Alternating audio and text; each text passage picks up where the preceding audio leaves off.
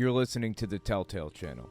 In this podcast, Charlie Kirk debated some kids on abortion and he got wrecked. It was very entertaining to watch. Special guest Alpha Force Zero, my kid.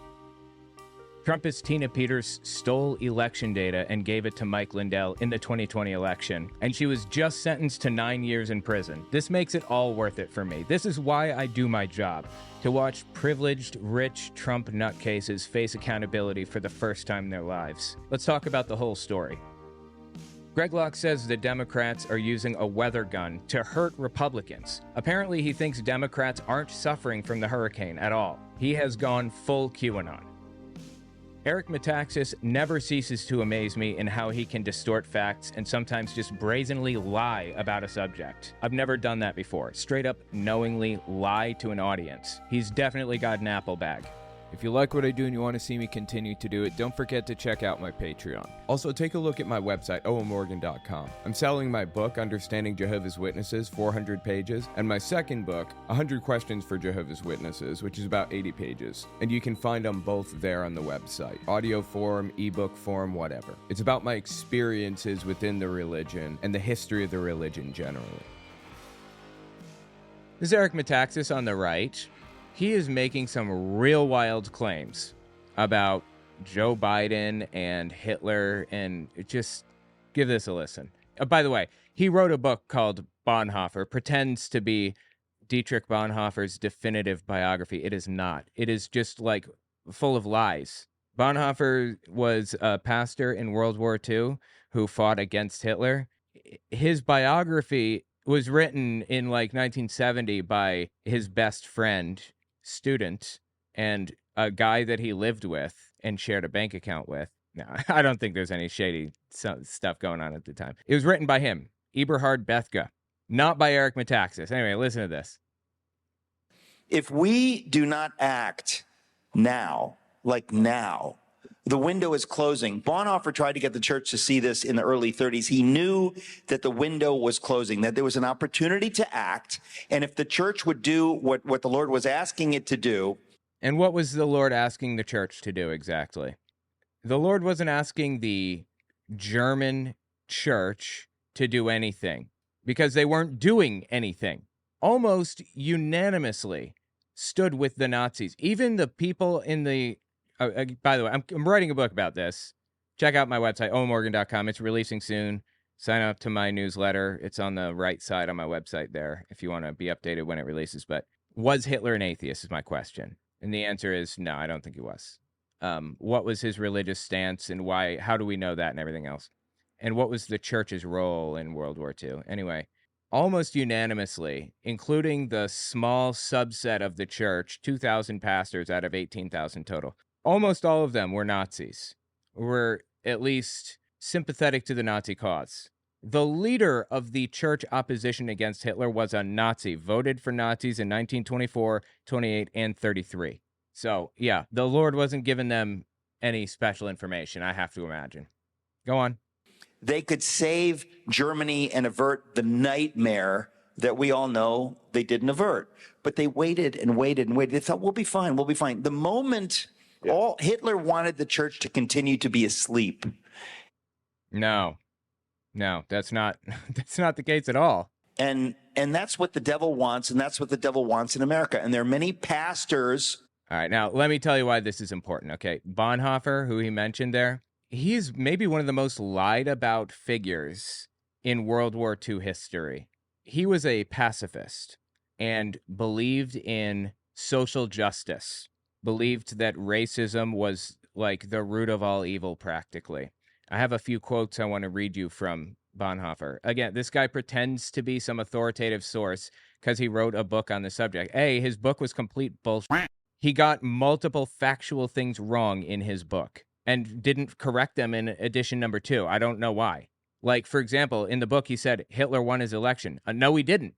That's a pretty straightforward, easily verifiable fact. Anyway, the point is, he just lies about this guy's life and pretends that he's something he's not. So let me give you a few quotes from Bonhoeffer. Quote number 1, ethics is a matter of blood and a matter of history. It did not simply descend to earth from heaven.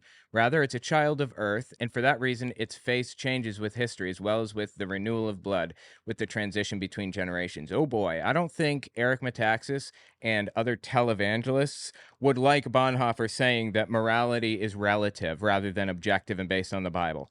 Let me read a quote from Eberhard Bethke. Again, he lived with Bonhoeffer, and they shared a bank account even.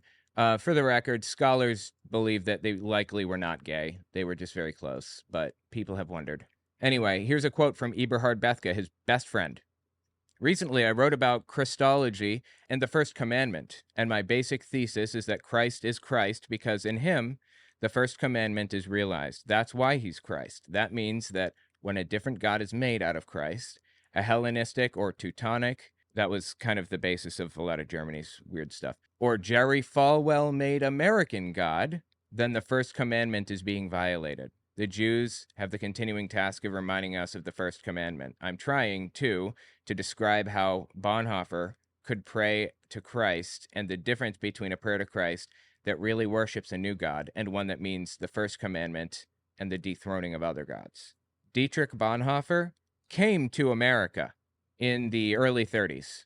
He left Germany at the height of the terrible stuff when things were really starting to crack down. He came back later, but anyway, because he believed being out of Germany was an act of cowardice. That's neither here nor there. So he leaves Germany. He came to New York City, and he lived in Harlem for a while. And he was captivated by the jazz scene in Harlem.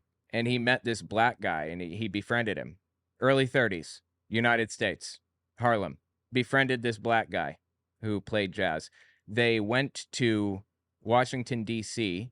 to sightsee or whatever, and the black guy was kicked out of an establishment because he was black, and it infuriated Bonhoeffer. Here's another quote from Bonhoeffer. Things do exist that are worth standing for without compromise. To me, it seems that peace and social justice are such things, as is Christ himself. Social justice. Bonhoeffer stood for social justice the whole time. That's all he talked about. That's why he's famous, because he stood for social justice, for caring for people, for not being racist, for not hating gay people, for not being discriminatory against people, for some intrinsic quality about them. The International Bonhoeffer Society released a statement from Bonhoeffer's brother-in-law. His brother-in-law got him involved in military intelligence in Germany and was arrested with Dietrich Bonhoeffer and was executed with Dietrich Bonhoeffer. Different concentration camps, but same time, same reasons, same everything. Dohnanyi, I think is how it's pronounced, was his name. Hans von Dohnanyi. He was Dietrich Bonhoeffer's brother-in-law, and his son, Dohnanyi's son, says, 4 men in my family were executed by the Nazis. Hans von Dohnanyi, my father, honored in Yad Vashem, was killed in the Nazi concentration camp Sachsenhausen shortly before the Second World War ended. Yeah, Bonhoeffer was in Flossenburg. At the same time, the world-renowned theologian Dietrich Bonhoeffer, brother of my mother, my godfather, was executed in the concentration camp Flossenburg. Oh, I didn't even realize he said it. In 1930, Bonhoeffer began his studies in New York City at the Union Theological Seminary and learned to love and admire the United States of America. I know today he would be extremely unhappy observing a tendency of religious intolerance in the country he once admired so much for its freedom and acceptance. He never could have imagined that this strong, great nation would find itself in the political and ethical crisis it now faces. This is about televangelists and Trump extremists invoking Bonhoeffer's name to get people to support Donald Trump. That's why he wrote this. He's talking about Eric Metaxas and others like him. A nation's heart may race when it feels threatened, fearful, or even terrified, but this heart, no matter how devout, should never tolerate walls nor turn away those seeking help. Talking about immigration, building the wall and stuff.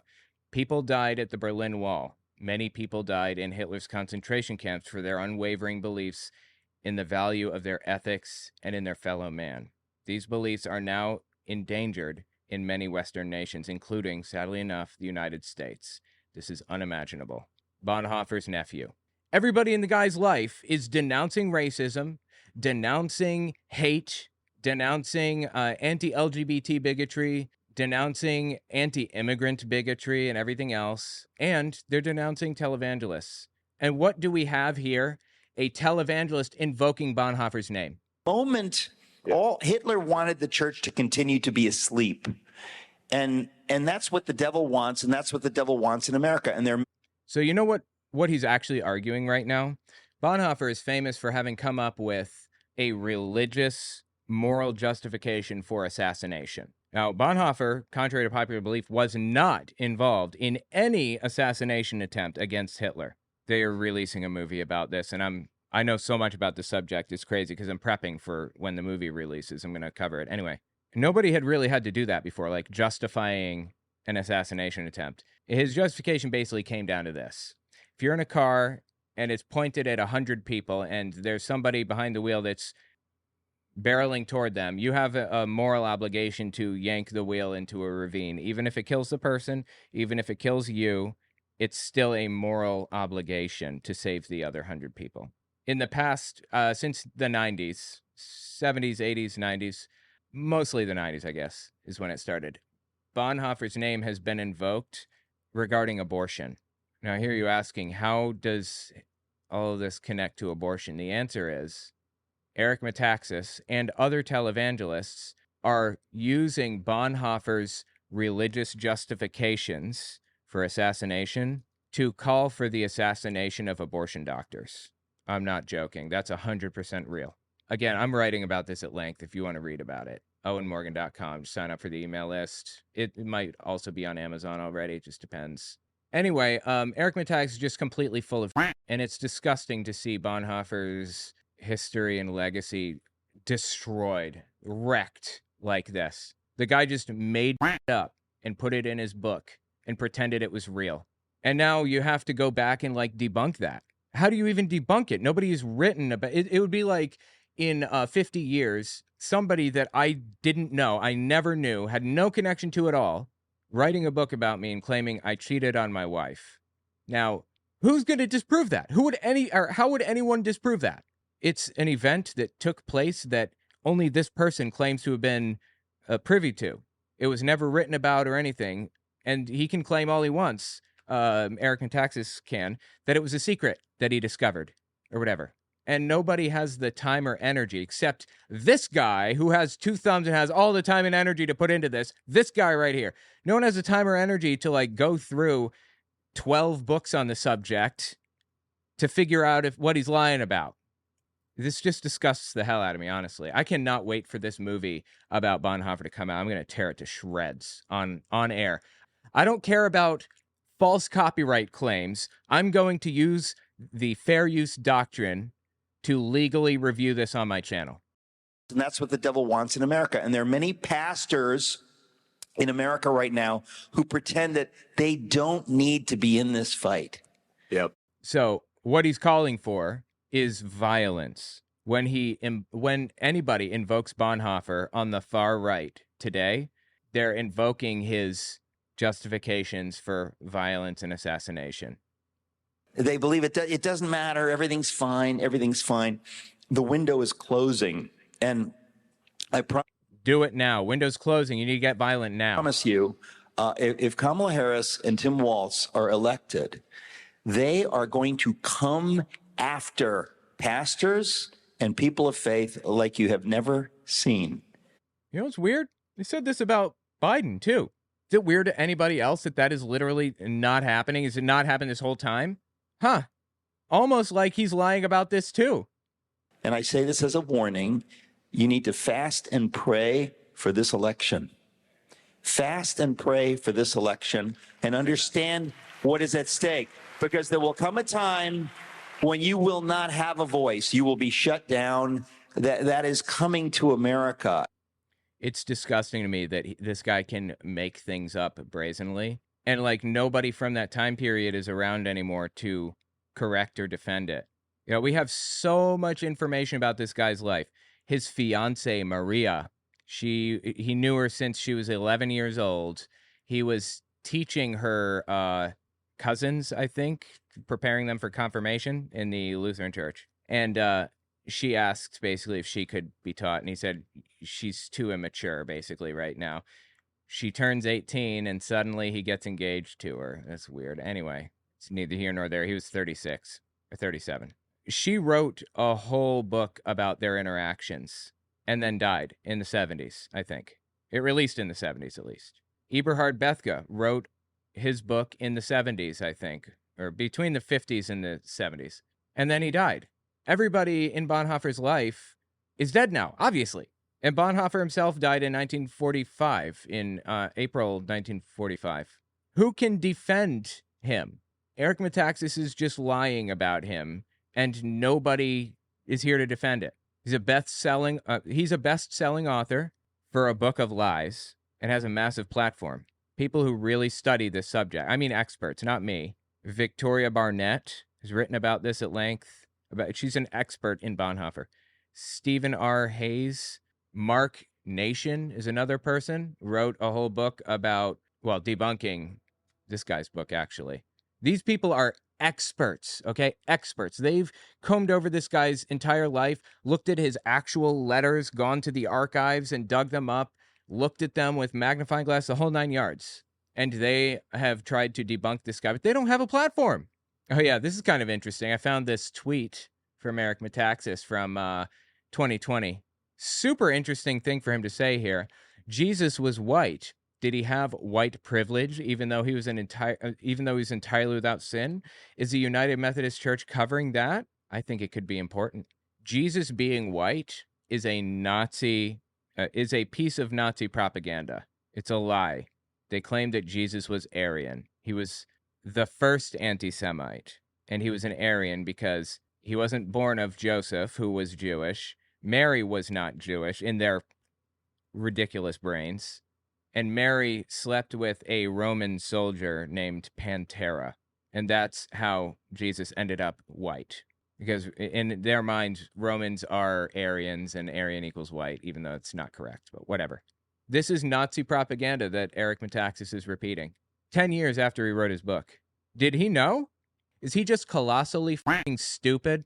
Or is he lying? It has to be one of the two, right? It has to be.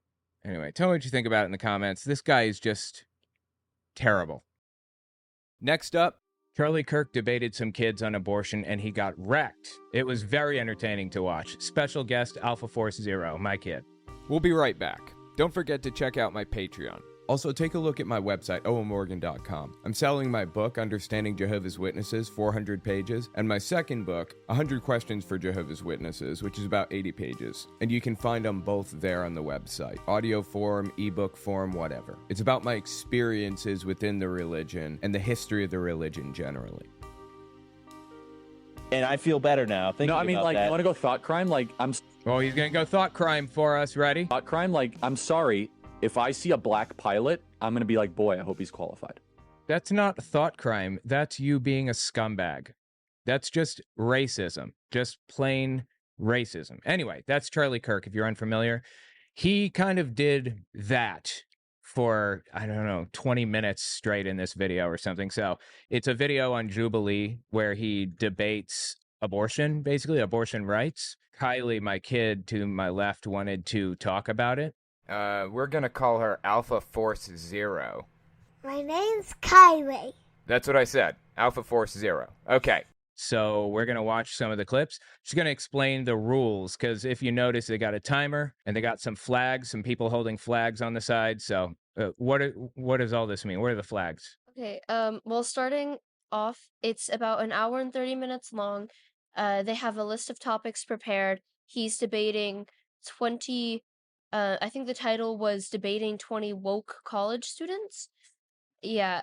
Okay. The timer is how long each topic is, and in between people, the timer will pause, and then once you introduce yourself, say your name, it starts up again. The flags, there are 22 students there total, actually. And out of the 22, every single person has a flag. Once 11 people, as you can see it in the Bottom left corner. Oh, they Yep. can't see it, but Oh, well, it's there. It's in the bottom left corner. yeah.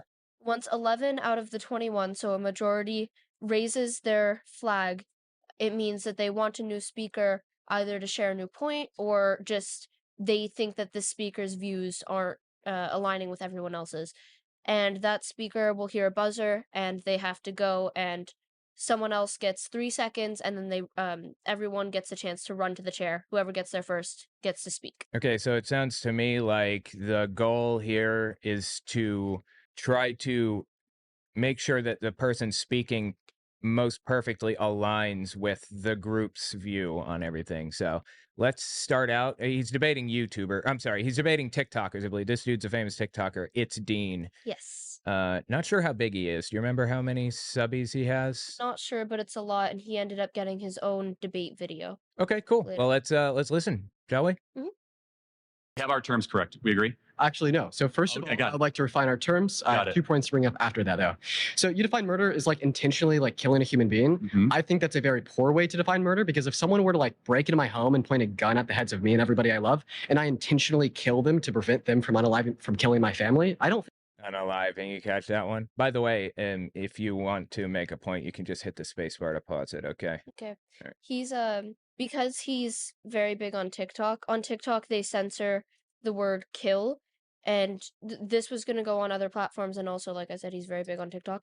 So he's just naturally used to saying unalive. Truthfully, I think that there are better words than unalive, like checked out, or bit the dust, or gave up the ghost, or another number of other things. But okay, unalive, I suppose, a word that didn't even exist 20 minutes ago. All right, going full boomer up in this piece. my family, I don't think I murdered them, right? So I would define murder as the unjustified termination of a human life. You're making a good point. Let me further clarify. Murder's the unjustified ending of a human life. Interesting. Okay, I suppose. So self-defense is very warranted. Exactly, right? But I can see where you're going to go with how that has to go with abortion, but we can go down that Yeah. journey in a second. Yeah, so I mean, like, I kind of do want to give you my argument insofar as why I'm pro-choice, why I think it's justified. But first, I think that, your position is quite absurd, right? Because you're saying that it is murder to kill a human being, right, at any point in development, especially when it's in the mother's womb. My question to you would be, well, does this make women with IUDs murderers? Because it is the case that in some scenarios, an IUD will allow for conception to occur, meaning there's a unique human life there, but it will prevent its implantation, intentionally killing it. I actually know a lot about this subject, as it turns out. An IUD is like a physical device, and like Plan B, it prevents it from implanting. So if you aren't pregnant, if the cells have not joined, then you won't get pregnant from Plan B. If the cells have joined, but they haven't attached to the uterine wall, then they won't be able to attach, and it'll just, continue on as usual. That happens all the time, though, actually. Implantation, but it doesn't attach to the wall. That's like multiple times a year for some people. So the real question is, where do you draw the line? Are you saying that, like, the moment that implantation happens, there's a third person in the room? That doesn't really make any sense. That's nonsense. So anyway, that's what they're talking about here. And this guy is rightly showing Charlie Kirk to be a ridiculous fool, and pointing out that, like, his viewpoints are not in step with the rest of society. They are not. Unfortunately, people just don't point this out enough. In a second, they're gonna talk about this in a second. Dean brings up the point of, if you think that killing the bunch of cells that's in the woman's uterus is murder, do you also think that killing the implantation is murder? And Charlie Kirk is going to start saying, he starts backtracking, pretty much saying, well, no, I don't think abortion is murder. I don't think it's legally murder. And he freaks out because I don't think he even knows exactly where his views lie. Which is really interesting to me, because I know where his views are. I know what Charlie Kirk believes. Charlie Kirk believes that it is murder to have an IUD or to get, like, birth control or whatever. He believes that. But nobody else does. And he knows that. And he doesn't want to lose the crowd. So he's going to pretend to go along with Dean for a moment, be more moderate than he is. I mean, I've heard him say these things before. I know for a fact that Kirk believes that it's murder if you have, like, a miscarriage in week 4 or something. Intentionally killing it.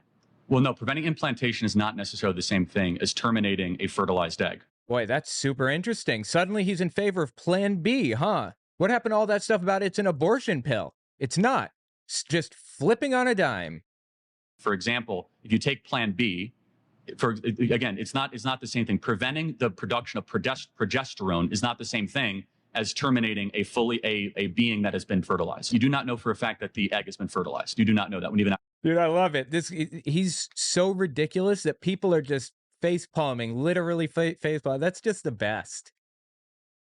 Good. I think the interesting thing that he's saying here, Dean says, in some cases, whether that be rare or common, in some cases, an IUD allows you to impregnate an egg and then implant. Yeah, it stops it from being implanted.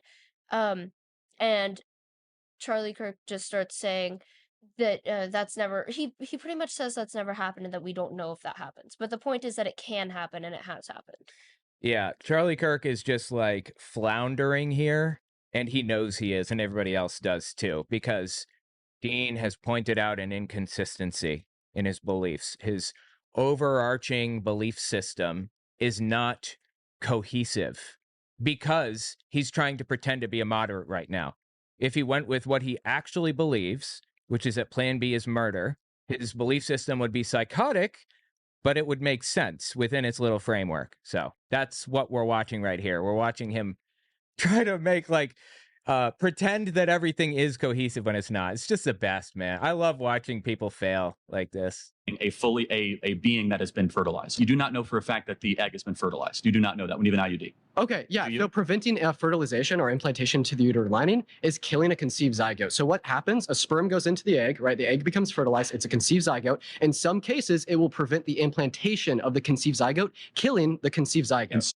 That's him repeating what he's saying because Charlie's just completely disregarding it and saying, well, no, but in this other scenario, he recognized that and he's trying to make it so that he can't deflect anymore. Yeah. Also, this is a debate tactic to make sure that you're clarifying, like, with the other person, what they believe and everything. So it's kind of interesting. Steve Zygote. In some cases, correct. So what do you say in some cases, women with IUDs are murderers? Of course not. They're not murderers. We do not know for a case.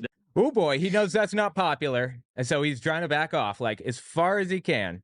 He's taking a moderate position. Just be honest. You think that miscarriages are murders? If, like, they trip and fall or something and they have a miscarriage, it's a murder. A full-blown murder scene, police tape, and rubber gloves, a whole 9 yards down there. Do you have anything to say? No? Okay. No, for a case. That's like saying that. So what's the difference between an IUD killing a conceived zygote and like a mother going to Planned Parenthood and killing the fetus in her womb? Well, so you're asking two separate things. No, he's not. He listed two separate scenarios and asked what the difference is. He's not talking about two separate things. You're asking two separate things. If they knew for certain, to be more clear, that I have a fertilized egg and I'm going to take a drug to prevent that fertilized egg from attaching to their uterine wall, then yes, that is an act of killing or murder, of course.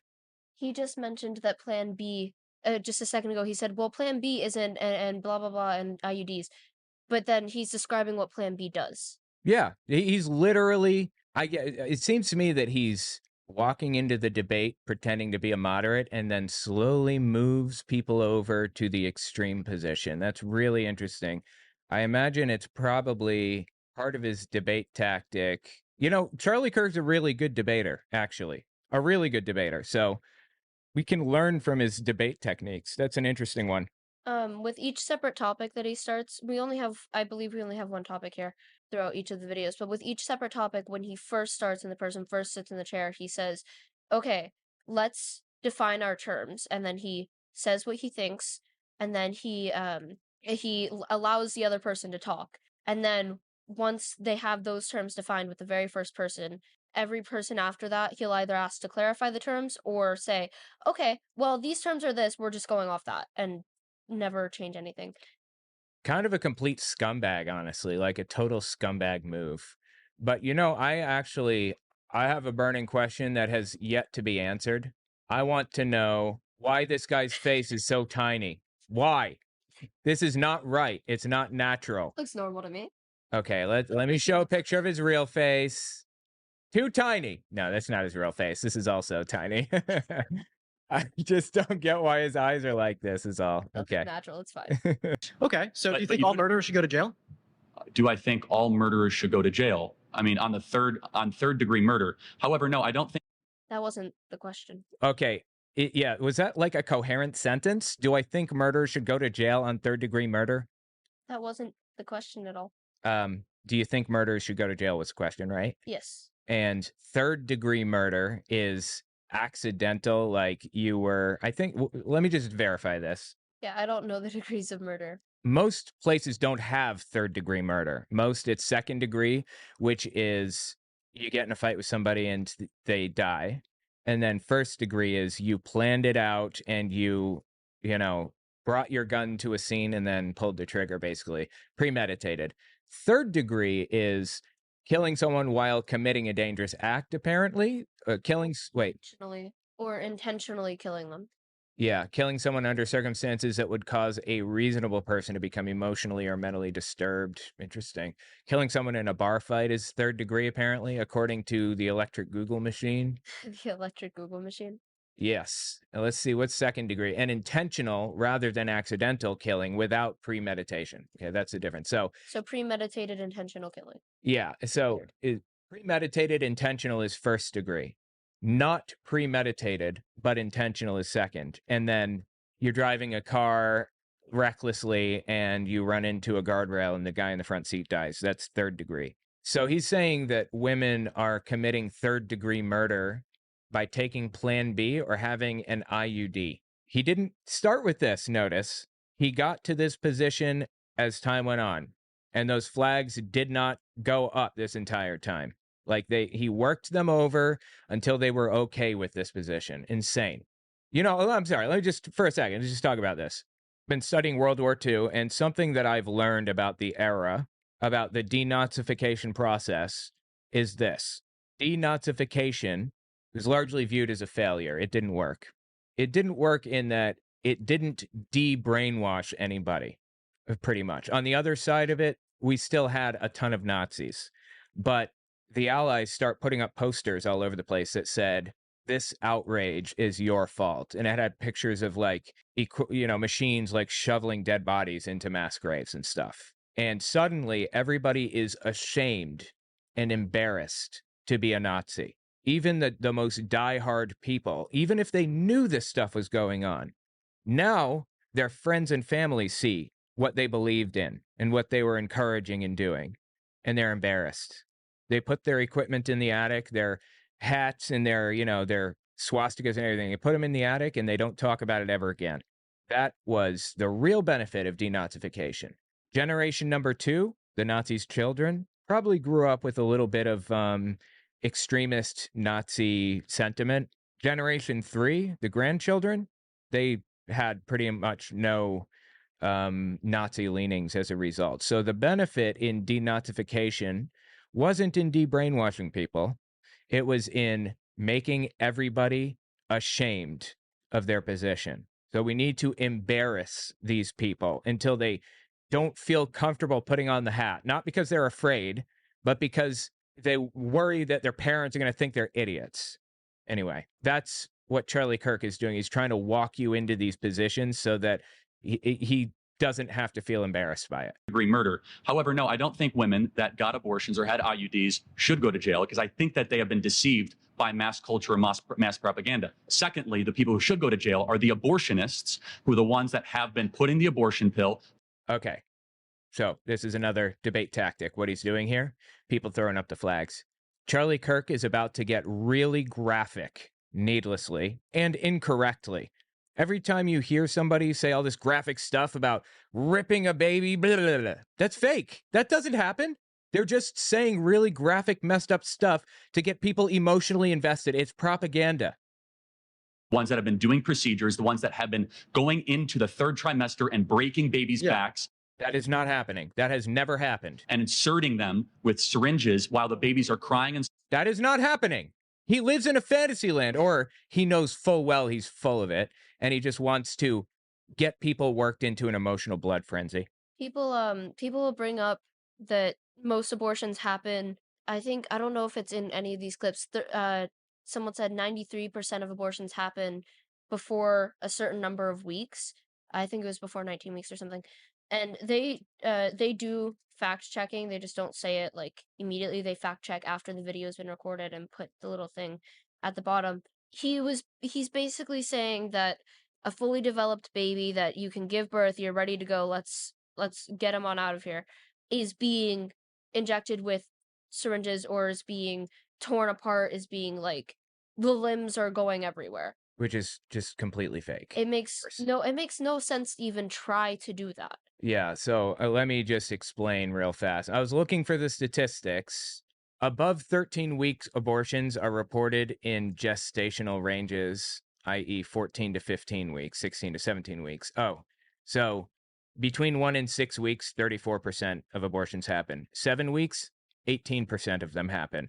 8 weeks, 13%. So the bottom line is before 15 weeks, we just have to add all of these up. It would be like 1, 2, 3, 4, 5, 6, 7. Something like 7 or 8% of abortions happen past 15 weeks is what I'm looking at. This is CDC data. It's super uncommon, basically. And just to give like one argument for it, when you go to a store or you go to like an ice cream shop or something, you ask for an ice cream and they start making it. And while they're handing it to you, it falls and, makes a huge mess all over the place. The natural assumption that we go with is that they're going to give us another. But that's not the natural assumption in other countries necessarily, because morality is relative across cultures. As Dietrich Bonhoeffer said, I have this quote because I was just reading about it. Ethics is a matter of blood and a matter of history. It did not simply descend to earth from heaven. Rather, it's a child of earth, and for that reason, it faces changes with history as well as with the renewal of blood, transition between generations. The point is that we have a certain set of morals and ethics in the United States, and the morals and ethics around this subject that we have always adhered to, that have been held up in courts over and over, are we have the right to make decisions for ourselves. If we get in a car accident and we wake up and we are connected to some super famous person, the president of the United States, we're giving him blood while we were out, we have the right to pull that like needle out of our arm, even if it's going to kill the president of the United States, and we face zero repercussions for that because we have bodily autonomy. We make choices for our own bodies. Now, back to the abortion issue. U.S. morality says we should be able to withdraw our blood or our acting as like a source of like nutrients or whatever. We should be able to withdraw that from anybody and everybody. So if there's like a 10-week-old fetus, we should have the right to control our bodies. We should be able to, we shouldn't be forced into maintaining that if we don't want to. It's just a matter of our rights to bodily autonomy. That's it. It doesn't matter what morality, or it doesn't even matter if you think that life begins at conception. It's irrelevant. Aside from that, a culture that does not have abortion is ugly. You don't want to live in that. Trust me. People will be getting abortions by doing it themselves. And that is some scarring stuff. Like, you don't want that in society. Some people need abortions. They need them. And by the way, the people that get abortions beyond 15 weeks, beyond 20 weeks is not elective. You can't just choose it past 20 weeks. You have to have a really good reason. But 15 weeks and on is 7% or whatever. That's almost entirely things like the baby doesn't have a head, or there's no brain in the skull, it's just water, or it's dead, things like that. That's why abortions happen past 15 weeks. That's 7%. Nobody is just choosing it at that like point in their pregnancy. This entire debate, I watched through about an hour of it, of the hour 30. In this topic, there are two different girls he talks to that I'm referencing here. I can't remember their names. He says to one of them, I can't remember what the other one I was going to say was, but he says to one of them, she brings up if a girl is like has suffered trauma and giving birth to a child would bring her more pain and suffering. And he has a daughter. I'm not sure how old she is. This girl basically says, okay, if your daughter had suffered something very traumatic, giving birth to this child would make it worse, would make her life overall worse. And he cuts her off and he says, yes, the answer is she would give birth. The baby would be delivered. And I think that's, I remember the other thing I was going to say. I think that's insane because even if the girl is under the age of 18, which is the age that we've decided you can make decisions, I think that purposefully making someone go through something that you know would cause them pain and suffering in the future just because you think that it could bring like a child into the world, that's not a good thing. If this is going to make someone suffer, he uses the argument, if she went through something traumatic, that's evil, why not have something good come out of that evil? I think that making someone suffer through something even more traumatic, like giving birth, is creating more evil. He also brings up with the other girl, legal abortions. He says certain states have gotten rid of legal abortions. I think he references Texas specifically, but I know a lot of states have gotten rid of it, like my home state. He says the number of legal abortions has gone down in those states since blah, blah, blah, blah, blah. And the girl that he's talking to says, yeah, legal abortions. Because illegal abortions, which are extremely dangerous, could kill the mother, whether or not the baby like would live, the future baby would live. It can and almost certainly will kill the mother. Those are going to happen whether abortion's legal or not. Illegal abortions are going to go down as abortion is more generalized for the public. The public can go in and say, hey, I really need this and get it. But illegal abortions are only going up if you're not giving people access to that care.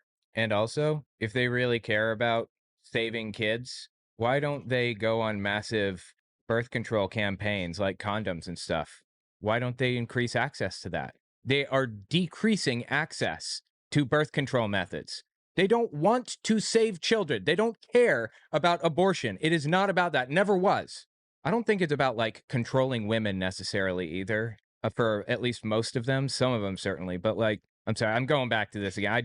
I'm studying it right now, but in Germany in the early 1900s, abortion was viewed as evil by the far right, and so was contraception. I don't know why. This doesn't make any sense. Why are both of them demonized in like cultures across the board? It's wild to me. Anyway.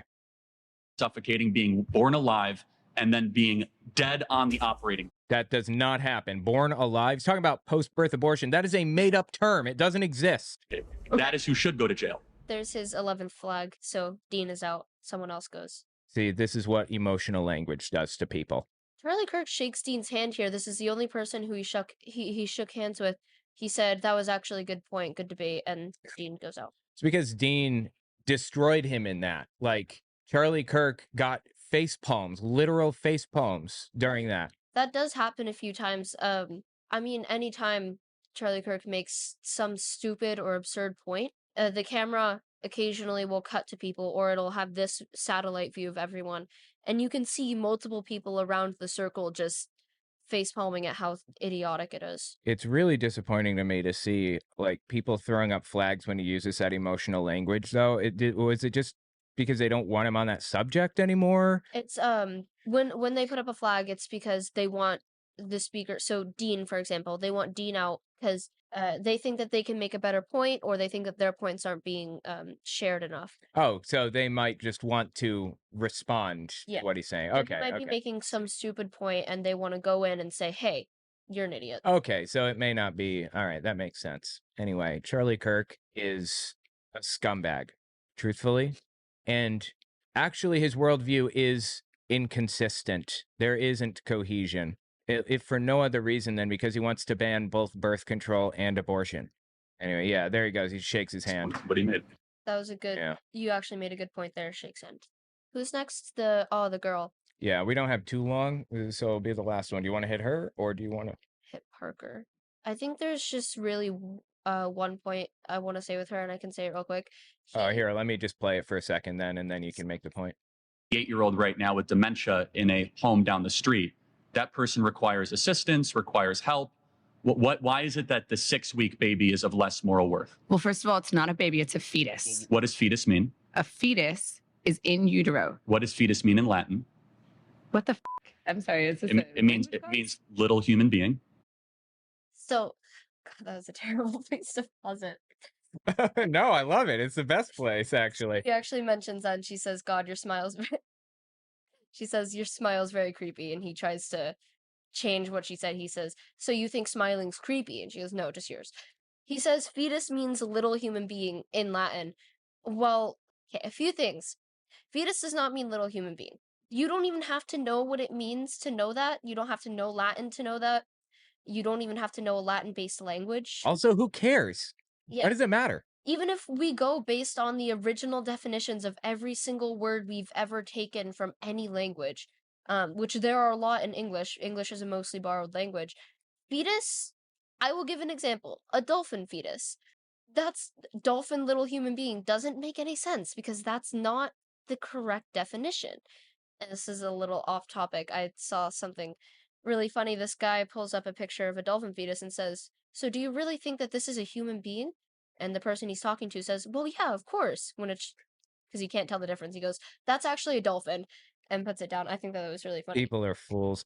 But you know what? When they are so consistently wrong, they have to win the debate with a charming smile like this. Their winning charisma is what wins it for them.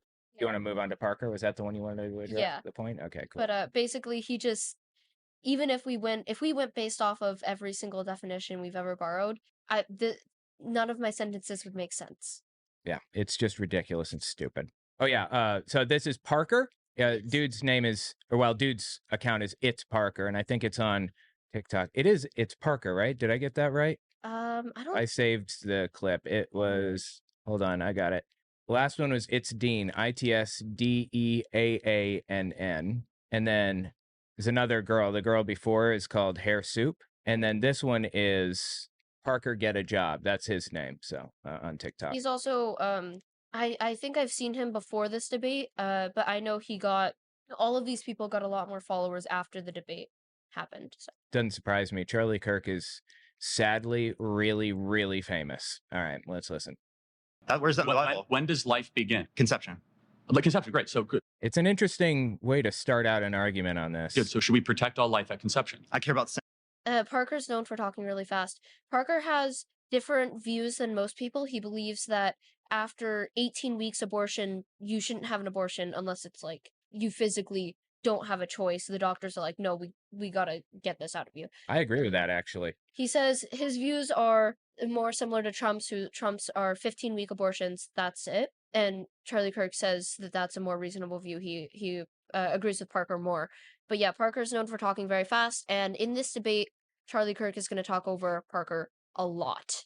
So a lot of things that people don't realize that Charlie Kirk wants to make it seem isn't the case. Roe v. Wade banned elective abortion past 20 weeks. You were not allowed to just go out and get one. It had to be if you were dying and or the kid has water in its head instead of a brain. Those are the cases. Otherwise, it has to be before that point. Anyway. Also, I think it's really obvious in specifically this debate. I chose other ones that were more like calm, but in this one with Parker, Charlie Kirk's debate tactics are very obvious. He speaks over the person because people think the more words you get in, the more you win. If you're having a debate, if you can say more things, you've won the debate. And there's a girl. That's the case in some instances, people view it that way. There's a girl that we didn't put in here who she's the same one that he said the baby would be delivered if there was a traumatic event.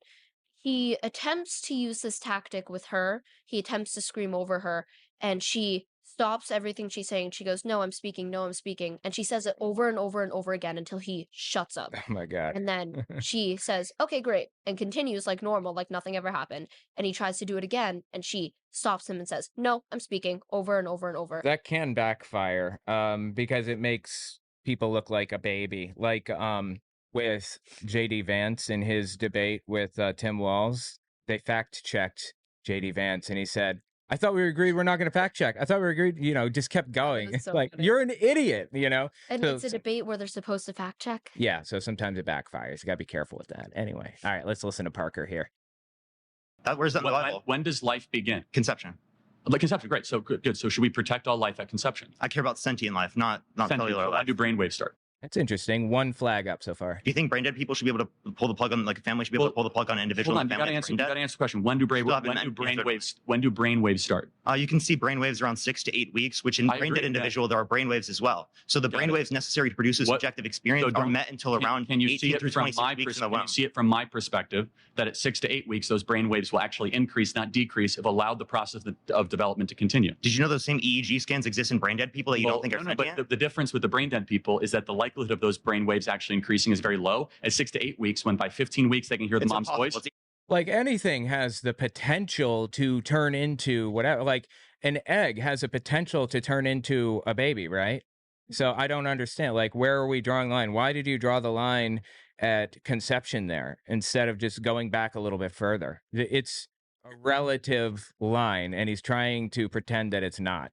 I really like how when Charlie Kirk's trying to speak, Parker just keeps on with his point and continues speaking. I do that a lot when people are talking over me. I just keep talking, and if they don't hear me, then that's their issue.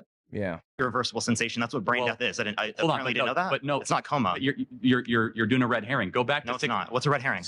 A red herring is where you avoid the topic and you say something that is adjacent or symmetrical to what. Literally what Charlie Kirk just did by saying it was a red herring. That was a red herring. Like, why did he even say that? And you say something that is adjacent or symmetrical to what I'm saying, but not actually I'm saying. You mean a reductio ad absurdum? That's not a red herring. A 6 to 8 week baby, if they're allowed to continue to develop, what ends up happening? At a certain point, it will become a sentient being in the future. The same way that if I keep engaging in sex with my girlfriend, there'll be a baby in the future. Yet I don't care about the unless you're infertile, which we don't know. Oh, but that was completely irrelevant. What? Yeah, what is wrong with Charlie Kirk? God, what a scumbag, dude. Really, complete scumbag. Let's see the process of development, right? Why do you want to answer my question? Why do you have the ability or the right? Should those child P3Os go to prison? The process of should the P3Os go to prison from 1904? How many P3Os are alive from 1904? Oh wait, so he's asking should go to prison because this was an issue with Charlie Kirk previously, right? No, earlier on in the debate, we cut this part out. One of Parker's points, Charlie Kirk said, "Okay, so I think that women should. I don't think that women should go to jail for having an abortion," which he said with Dean, and then Parker came right after Dean. So he said, "I don't think women should go to jail for having an abortion because I believe that they've been misled. It's not." Oh yeah. They were told like blah blah blah blah. When Parker first sat down in the chair, he said, "Okay, great. So if you went back to 1904 when child marriage was normalized, if you went back to 1904 when child marriage was normalized in America, would you see these people marrying children, these pedophiles, and would you send them to jail?" Or he said, "Do you believe that pedophiles deserve the death penalty?" Charlie Kirk basically said he does believe deserve the death. Try to say a word other than that for monetization purposes. Let's see, which word should we use? We should say PDFs. Okay, PDFs works. Yeah. PDFs do deserve can I say death penalty? Yeah. PDFs do deserve the death penalty, but if he went back in time, he wouldn't kill them because it was normalized in society, and then I don't know if it's now or a little bit earlier than this, he changed his views and said, "Yeah, no, I would kill them myself." That's insane. Absolutely nuts. They're not alive, right? I meant like if you can go back in the past, hypothetically speaking, and you could put them in prison, would you put them in? Oh yeah, I'm sorry. There's one more thing. I find it interesting that like Charlie Kirk and the Republican Party broadly, like there were a bunch of bills came up recently over the past year to outlaw child marriage across a bunch of different states, make it illegal to marry 10-year-olds for adults. And the Republican Party en masse rejected those bills, refused to vote to ban child marriage. Why? What is the moral stand you are taking here? Why? I don't understand. Ban conception, ban contraception, ban, birth control and stuff, ban abortion, and allow child marriage. Like, what are they trying to bring us back to? What is the ideal that they're looking for? Oh my God, it's disturbing as hell, whatever it is. From 1904, how many are alive from 1904? They're not alive, right? I meant like if you can go back in the past, hypothetically speaking, and you could put them in prison, would you put them in prison? I would have killed them myself if I was alive back. Okay, so then what is wrong with him? For real? He's just super dead set on making sure everybody knows that he's not one, right? And again, like I said a minute ago, this is a completely different viewpoint from what he said a minute ago, which was, no, I think that they were led to believe that this is okay. So I think that it was fine back then. That's true. That's a good point. Yeah, I didn't even notice. That's the point that Parker was probably drawing out, right? Yeah, Parker's trying to point out, you don't believe that if society says this is okay, then, I think that it's wrong, but I can't blame the person for thinking it's okay. He's saying that pretty much Charlie Kirk's viewpoints and morals aren't consistent at all. They don't make any sense. That's a good point. You can point out these inconsistencies all over the place, and they just pretend they're not inconsistency. They just move on like nothing happened. It's insane. So then you don't apply it based upon what people are deceived to believe. You apply it based on what you consider to be moral. So the women who had abortions, you think they should go to prison. So why should women who get abortions go to prison? But someone like my mom who told me that Santa Claus exists shouldn't go to prison because both Dude in the background. You see him doing the one more time. I got to see this. Someone like my mom who told me that Santa Claus exists shouldn't go to prison because both constructive debate if you keep on talking over me. Parker talks over him because he's using the same energy.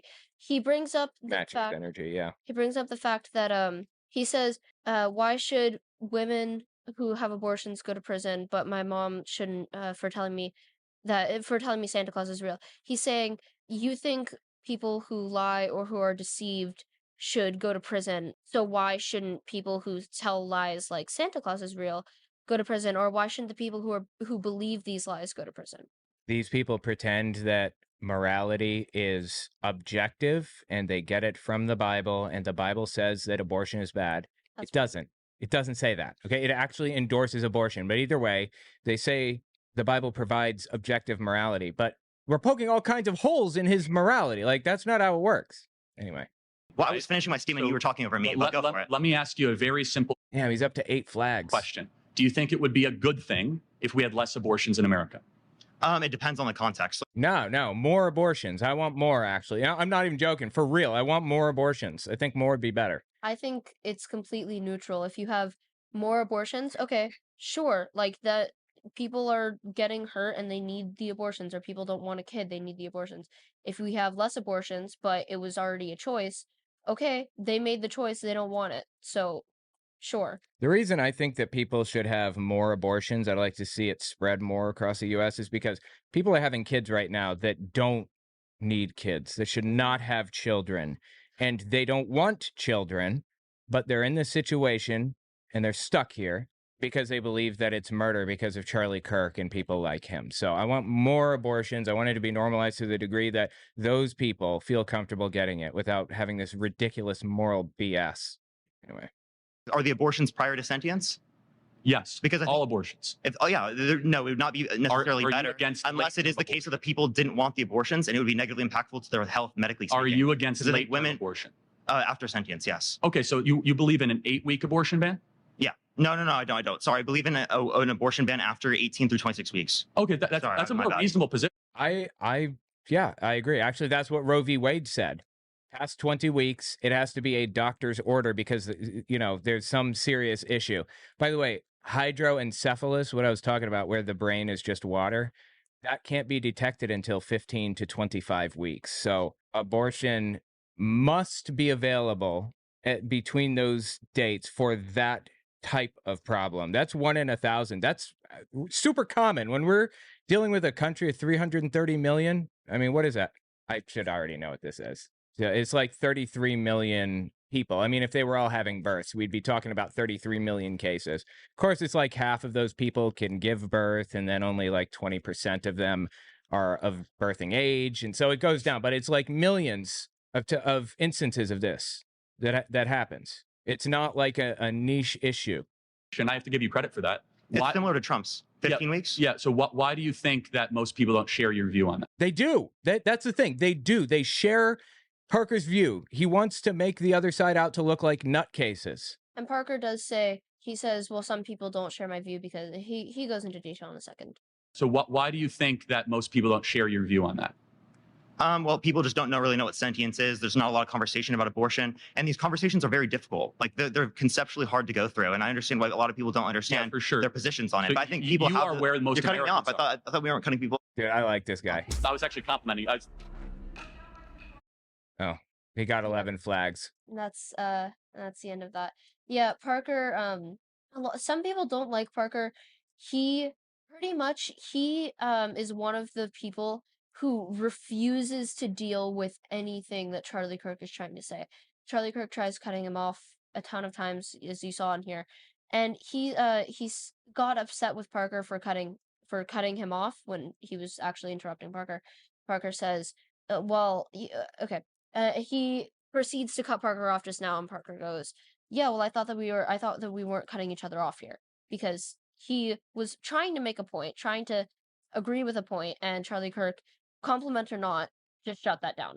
Yeah, Charlie Kirk is a good debater, a colossal scumbag, and will do whatever it takes to propagandize and lie to people. That's the bottom line. He's an absolutely disgusting human being, and like I said about denazification, we have to make these people feel ashamed. We have to make them feel embarrassed to have these positions. So anyway, yeah, let me know what you guys think. And thanks for coming on. I'm 4-0. I think that you guys should watch the debate if you have the time, because it's actually very interesting, and there's a lot that we didn't bring up here. Yeah. Next up, Trumpist Tina Peters stole election data and gave it to Mike Lindell in the 2020 election, and she was just sentenced to 9 years in prison. This makes it all worth it for me. This is why I do my job, to watch privileged, rich Trump nutcases face accountability for the first time in their lives. Let's talk about the whole story. we'll be right back. Don't forget to check out my Patreon. Also, take a look at my website, owenmorgan.com. I'm selling my book, Understanding Jehovah's Witnesses, 400 pages, and my second book, 100 Questions for Jehovah's Witnesses, which is about 80 pages. And you can find them both there on the website. Audio form, ebook form, whatever. It's about my experiences within the religion and the history of the religion generally. This is Tina Peters. If you're unfamiliar, she is a Trumpist nutcase who just got sentenced to 9 years in prison for a whole bunch of election-related stuff, and she got destroyed in her sentencing. Oh my God, it was so funny. Listen to what the judge said and what she said to the judge before she was sentenced. People usually, when they speak before their sentencing, they usually explain why they deserve leniency, and that typically involves telling people or telling the judge why they're not going to reoffend and how they know it was wrong what they did and taking accountability and everything. Did she do that? Of course not. She spent her time trying to convince the judge that the election was stolen in 2020. Anyway, we'll get there. Just listen to what she had to say here. I'm not a criminal.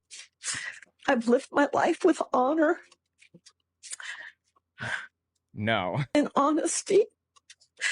And I don't deserve to go into a prison where other people have committed heinous crimes. Like, she is just lost. So I got this from somebody else, from some other TikTok account, but I have the originals. I just want to use it as like a jumping in point. Former Mesa County Clerk Tina Peters broke down in tears as she addressed the court before her sentencing for felony charges related to an election computer breach. I've never done anything with malice to break the law. Yes, she has. Are you kidding? That's what was just adjudicated through this entire thing. Again, I'll explain the whole case in a minute. I'll break it all down. Just keep listening. I wanted to serve the people in Mesa County. Peters was convicted on 7 counts of engaging in a security breach by allowing unauthorized access to voting machines. For nearly an hour, she rambled on about false claims regarding the 2020 election that continue to be propped up by conspiracy theorists. I really do love these people, and whether they recognize it or not, I did my best. No, she did the exact opposite. She doesn't love these people. What? The people of Mesa County. What the hell does that mean? I don't need you to love me or whatever. I need you to follow the law. Jesus. But I don't deserve to be in prison. I can do a lot more good out helping people, which is what I'm good at doing. My God, dude. If you tell me I cannot talk about the elections anymore, I won't talk about the elections anymore. I've done my job here. She's just gone. Tina Peters was sentenced to 9 years in prison for election tampering. You are no hero. You have used your position, and you're a charlatan who used and is still using your prior position in office to peddle a snake oil that's been proven to be junk time and time again. Oh my God, dude, I love it. Again, I have this entire video from the judge sentencing and from Tina Peters and her defending herself or whatever. Oh, it's so good. And we're going to watch a lot of it. Your lies are well documented, and these convictions are serious. So it's 8.5 years total, plus the 6 months for a total of 9 years of incarceration. That is glorious. I'm sorry. Look, I love watching these people get arrested and face accountability for the first time in their lives. I've played this clip a few times, but I got to play it again. Every time we talk about Tina Peters, it's just, I get so much enjoyment out of her original arrest video. I probably shouldn't get this much enjoyment out of it, but I do. Watching somebody face accountability for the first time in their lives is just chef's kiss. This is from 2022, early March 2022, okay? By the way, you want to access any of my clips, I keep a running collection of clips that I cover. owenmorgan.com/clips. While you're there, sign up for my newsletter, check out my books. If you sign up for the newsletter, you'll get like discounts and be alerted and stuff to when my books release. I'm writing one about World War II right now and whether Hitler was an atheist, whether he did his bad things because of atheism or Christianity or what Christianity's role was or whatever. Really hard topic to research. You'd be surprised. Anyway, watch this video from Tina.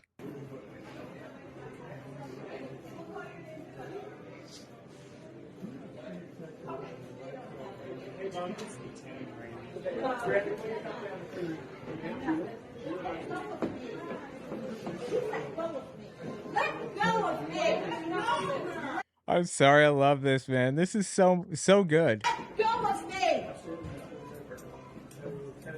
Let go of me! Oh no! Oh yes! Let go of me! Look. It hurts! Let go of me! She's kicking at the police. Wow. She is so lucky that she's a white woman. Do you know what happens when a black dude does this? Derek Chauvin happens. I mean, George Floyd, I don't think he resisted arrest at all, did he? But if he did, it was no more than this. I mean, a ton of people have done no more than this and been murdered by the cops for it. I'm sorry. I'm really eating it up watching her face accountability. Give me my key! Oh, stop it! Sorry. No, She still thinks she's getting out of it or something. Like, are you really not connecting the dots here that this is happening? Yes, you are, Caleb. Give me my key to my car. Give me my key to my car. She still hasn't connected. Give me my key to my car. Give it to me. Give me my key. Take my purse. Oh, she's giving in now. Take my purse. You catch that one at the end?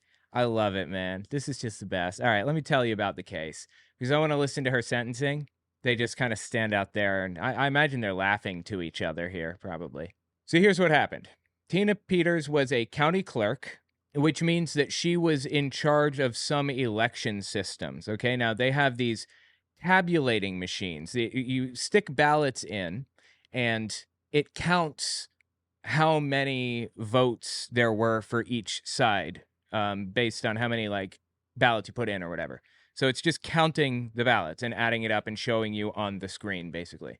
There is an internal... there's like a hard drive on there that keeps track of all of the, the ballots that were fed in, all of the processes. It just keeps like a full list of all the actions taken and everything. And Tina Peters, being the county clerk, had access to this machine.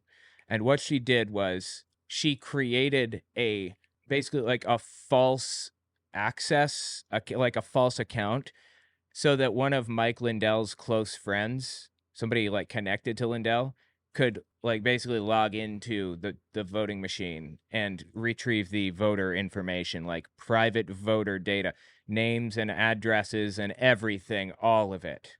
She did that, and not long after that, a big list full of dead voters showed up. It was making the rounds on like QAnon forums and stuff. So BBC gets their hands on this list and they go around knocking on doors. They're like, all right, let's find out if these people are dead. And they show up to the houses because guess what? They had names and addresses, private voter data. And the people were fine. They're like, are you dead? He said, no. And it was like, oh, okay. Next house. They were just voters. She stole, or she facilitated the theft of a bunch of private voter data and gave it to Mike Lindell, who then used it as propaganda. That is an absolutely insane level of like privacy violation and data breach and everything. It's just disgusting. She's a disgusting human being to have done something like that. What is wrong with you? So anyway, they took a snapshot of the hard drive, I believe is how they did it. She scheduled a backup on the system, and then she gave him access to the backup. He downloaded it, and then he pulled it up or whatever. So bottom line is that she violated everybody's rights, and now she's having hers taken away for it. Anyway, she goes on Steve Bannon after getting arrested. This is like shortly after this arrest video, a couple of weeks. She was only in jail for like a weekend or something. Listen to what she said here. Your country. What were the thoughts in your mind that night when you went to bed? This is 2022, late March. Well, unfortunately, I didn't go to bed. They keep the lights on 24/7. They have it. You sleep on a 1-inch plastic mattress with no pillow, no sheet, just barely covering up with a blanket. Okay, now let me ask you. Do you think that she's been championing this issue her entire life as a public official? Do you think she's been fighting for prisoners' rights this whole time? Of course not. She's not complaining about prisoners' rights or comfortability or whatever. She's complaining about her and how it hurts her. She's got 9 years, basically. She's got 9 years to look forward to this exact thing. So buckle up. And in my case, there were 5 other women in this particular room that I was in. And she's just in a holding cell then. She's not even in a cell. I can't even call it a room. It was a jail cell. Yeah, no. With a toilet. And oh, yeah, that's another thing. The toilet's in the middle of the room. You have to use the bathroom in the room with everybody else there. She probably didn't like that. I think they should put up barriers, honestly. With a toilet. And my chief deputy was in a little bit larger room with 9 other women in her cell. It was a no contact. They did not allow us to communicate, contact, be together. The people that were in there were just hopeless. It was so sad. Again, she doesn't give a about prisoners' well-being or rights or whatever. She's looking for some reason to turn herself into a victim. That's it. That's what this is about. Food in there, I would have eaten my dog's vomit rather than eat that food. It was awful what they're serving to these people. Colossal scumbag. Anyway, so this is like a bit of a long stretch of video that I want to watch, but it's going to be interesting. Something else that I want to cover before watching her full-blown thing. After she was arrested, okay, this clip is from April 6, 2022. So it was like 2 weeks after her arrest. She's running for office again, right? Now watch this clip here. For Republican Mesa County Clerk Tina Peters, she faces felony charges accused of tampering with her county's election equipment. She also has to answer to an ethics complaint, accusing her of accepting more money in gifts for her legal defense than an elected leader is allowed by the state constitution. Support for Peters comes in the form of the Pillow Guy. Mr. Lindell, how much have you raised for Tina Peters' legal defense fund? I just put all the money in myself. Uh-oh. Did you guys just catch that? He admitted on film to violating election law to help Tina Peters. He probably doesn't even realize. And how much is that? I don't know. I probably put in 3, 4, 5, maybe 800,000 of my own money.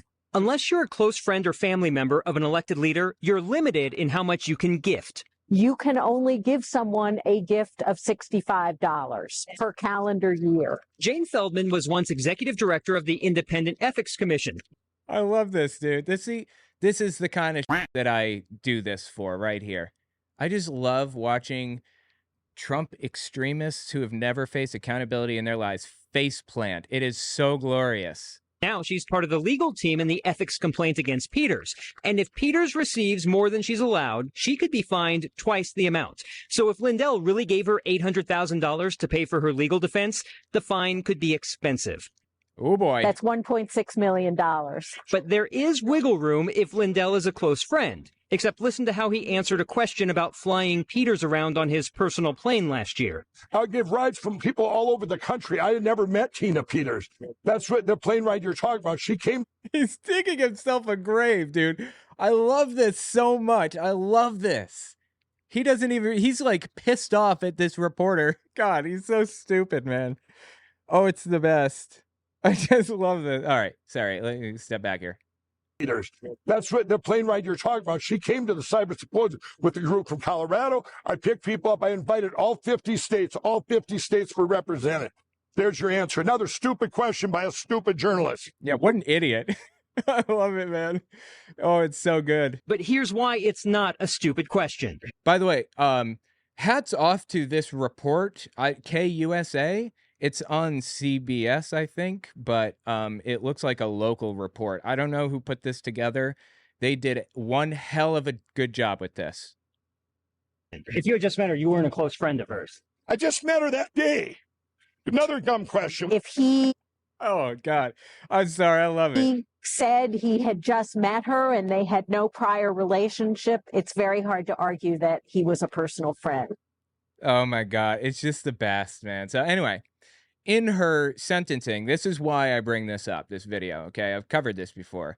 In her sentencing, you're given an opportunity to speak in your own defense if you choose. Like, she's already been charged and convicted. We know she's going to be sentenced, so you get to speak to the judge and ask for leniency and give him reasons why you think he should be lenient. Like, I was out of my head. I didn't know what I was doing. I made a mistake. I'm sorry. I won't ever do that again. The assumption at this point is that you did it because you were convicted of it. And she went all the way to trial, a jury trial, I believe. So what did Tina Peters do?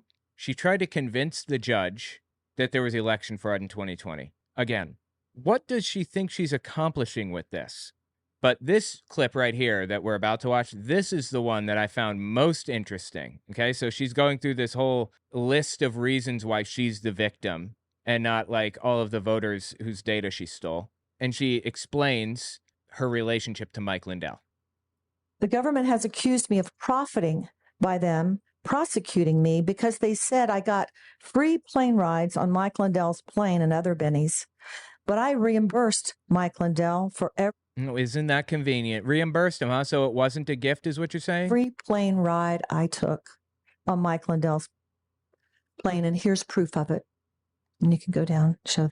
I'm wondering when she paid that, if those invoices are real. Was it immediately after finding out that she couldn't receive gifts from people? Was it immediately after finding out that you can't profit off of a crime? So if you are getting free rides on a plane or getting gifts or whatever for a crime you committed, then it goes even higher, like you get charged for even more? When did she pay this, if she did? God, I love it, dude. She is such a ridiculous human being. So anyway, unfortunately, we don't have all night to watch this, but some of it is just top tier. So I want to watch some of what she has to say. First, let's listen to the judge just destroy her emotionally. It's just the best. Okay, this is at her sentencing right here. So report number 3, when that ballot goes in to the tabulation machine, we've already proven it in report number 3. There's a second database that's created. So there's an image. So when they say... Remember, she's supposed to be telling the judge why she's sorry and how she can make it up to the community right now. Well, we'll just count the images. Don't worry about the paper ballots. We'll just count the images. After ballots go in, there's a second fraudulent database that's created, and it's all documented in here. There's an image taken of that ballot. Then the ballot is changed, and we know it's been changed because it's lacking the .sha file. But everything she's saying is just complete BS, and I'll point it out as we go. She's just lying here. I don't even think that she believes any of this. I truthfully, honestly think that she is a cynical actor and knows this is BS and is setting out to deceive people intentionally, but who knows? And it goes through adjudication differently, like it's a completely different ballot. This is what report number 3 is. So when you ask, were there any fraudulent votes? They haven't read it. They don't know. All right, I'm going to move along. Votes, man. Sorry. I'm not going to let you.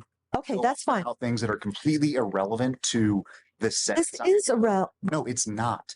I've let you go on enough about this, but the votes are the votes. You still didn't answer the question. If this is my ballot and I put it in the machine. Dude, I can't even believe the judge is humoring her. This judge has the patience of a saint. Have you guys ever seen how judges act in courtrooms? They can be complete douchebags, like really, really awful. If you don't call them your honor and practically bow down to them, then they'll ruin your life. Like, some of them are absolutely terrible. And this guy is humoring her. I love this judge. He is awesome. Whatever it tabulates is whatever it tabulates. No, it doesn't. It changes. You're not letting me finish. Okay. Whatever please. it tabulates is whatever it tabulates. My hand vote, my ballot remains the same. Right. So what he's saying is she's complaining that the machines were corrupted or the machines were tampered with, whatever the other. They counted the paper ballots, and the paper ballots added up to exactly what the machines counted the first time around. So there was no fraud. And then they go another level deep. They're like, okay, well, you counted you hand counted the, I don't know, 2 million ballots or whatever. You had people counting the 2 million ballots, but they didn't have the outer envelope where people had already sent them in because, you know, you checked them already. So how do we know you didn't just like write those ballots down on the spot? Are you serious right now? You got to be fucking kidding me with this. They counted those ballots. Did they not? I understand what you're saying. Did they count the ballot? No, the ballot images were changed, and that's what the total show. Okay, he was asking if they counted the physical ballots, not on the tabulators. Okay, I'll move off of this because I can see that I would encourage to read the report number 3. I've read them, man. You've read all of them? I've read those reports. They were given to me at some point, I believe. Good. Well, so you know what I'm saying is true. All right, let me move on. It's not funny. My life is on the line here, Your Honor. No, you're the one who... I cannot believe she's doing this to the judge. You know, my wife she's got like a month left in law school or something, maybe 2 months. And the first thing she told me is that you do not piss off the judge. You don't do it. They will ruin you. And a lot of them are like right-leaning, kind of traditionalist, like the old way is better, and you need to show respect to your superiors. I cannot believe she's doing this, truthfully. This is crazy. On the line here, Your Honor. No, you're the one who's making this allegation that one. It's not an allegation. Two, that I know it's true. You're saying that as if I believe you, and I did not say that. Okay. That is why I made the sound, because it's insulting to me for you to just put that in a record in front of all of these people that... Yeah, it wasn't a laugh. It was a scoff. I believe something to be true. Okay, and I apologize for that, Your Honor. No, she doesn't. That wasn't my intent. It was her intent. It was obviously her intent. I do apologize for that. It gets a little fiery when your life is on the line, and I apologize. Such a fighter, such a victim, huh? Why is your life on the line, Tina, right now? How'd you get to where you are? Why are you standing in front of a judge in the first place? You put your life on the line, Tina. This is your fault. She will not take responsibility. To this moment, sitting in a prison cell, she still cannot take responsibility for her actions. This blows me away. But I told the candidates they didn't have anything to fear because they had brand new machines that they'd taken out the bad ones as the... God, she's so full of... She is so full of... Anyway, let's listen to what the judge said at her sentencing. He really destroyed her. Oh my God, I loved it. Here, the defense has, and Ms. Peters in particular... By the way, this is just a little bit later that same day. Has remained quite defiant, which is her right, but certainly not helpful for her lot today.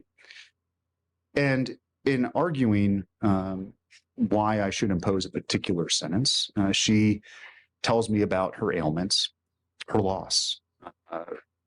Oh yeah, that was another thing. Her ailments. She says she has fibromyalgia and something else, and as a result, she needs a magnetic mattress. A magnetic mattress. Let me let you in on a little secret. She doesn't. Magnetic mattresses don't do for anybody. It's snake oil. I saw somebody in the chat earlier say that Mike sent her magnetic pillows. I'm not sure if that's true, but I would not be surprised even a little bit if that were true. I'm leaning toward it's totally true. But Antics is saying the SHA file is just a checksum verifying that the data is true. Yeah. That's a good point. I probably should have addressed that.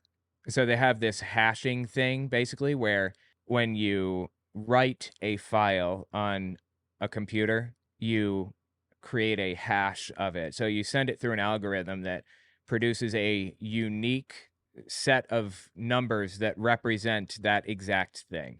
Like with passwords, when you type a password in on a website, it hashes it. It's called an MD5 hash, I believe, is what they use for passwords. And they store the MD5 hash in the databases, not the actual passwords. That's what they're supposed to do. I worked in HIPAA compliant, like PCI compliant systems for a long time. That's how we did it on those. So you don't store the person's password. When they go to your website, they type it in and you hash what they typed, and you compare that hash, that random set of numbers correlated to the password, you compare it to the hash that you have, and if it's accurate, if it's the same, they type the right password. It's basically the same idea with the SHA file. As soon as it's done writing this file, it creates a hash, and if it's off by 1 bit, it will change the algorithm completely and give you a totally different result. So you use that to verify that the file was not tampered with and that it is accurate and there, and they didn't it didn't drop bits, it got corrupted or something. Basically, that's what that's for. Her struggles in life. But in reality, for those of you who may have been here earlier this morning and seen some of the folks who've occupied that chair before Miss Peters, there could be not much in the way of a comparison in terms of the type of sympathy one would extend to Miss Peters. This one hits me hard. I've been in that chair. I went through legal problems when I was an addict long ago, and I had a felony.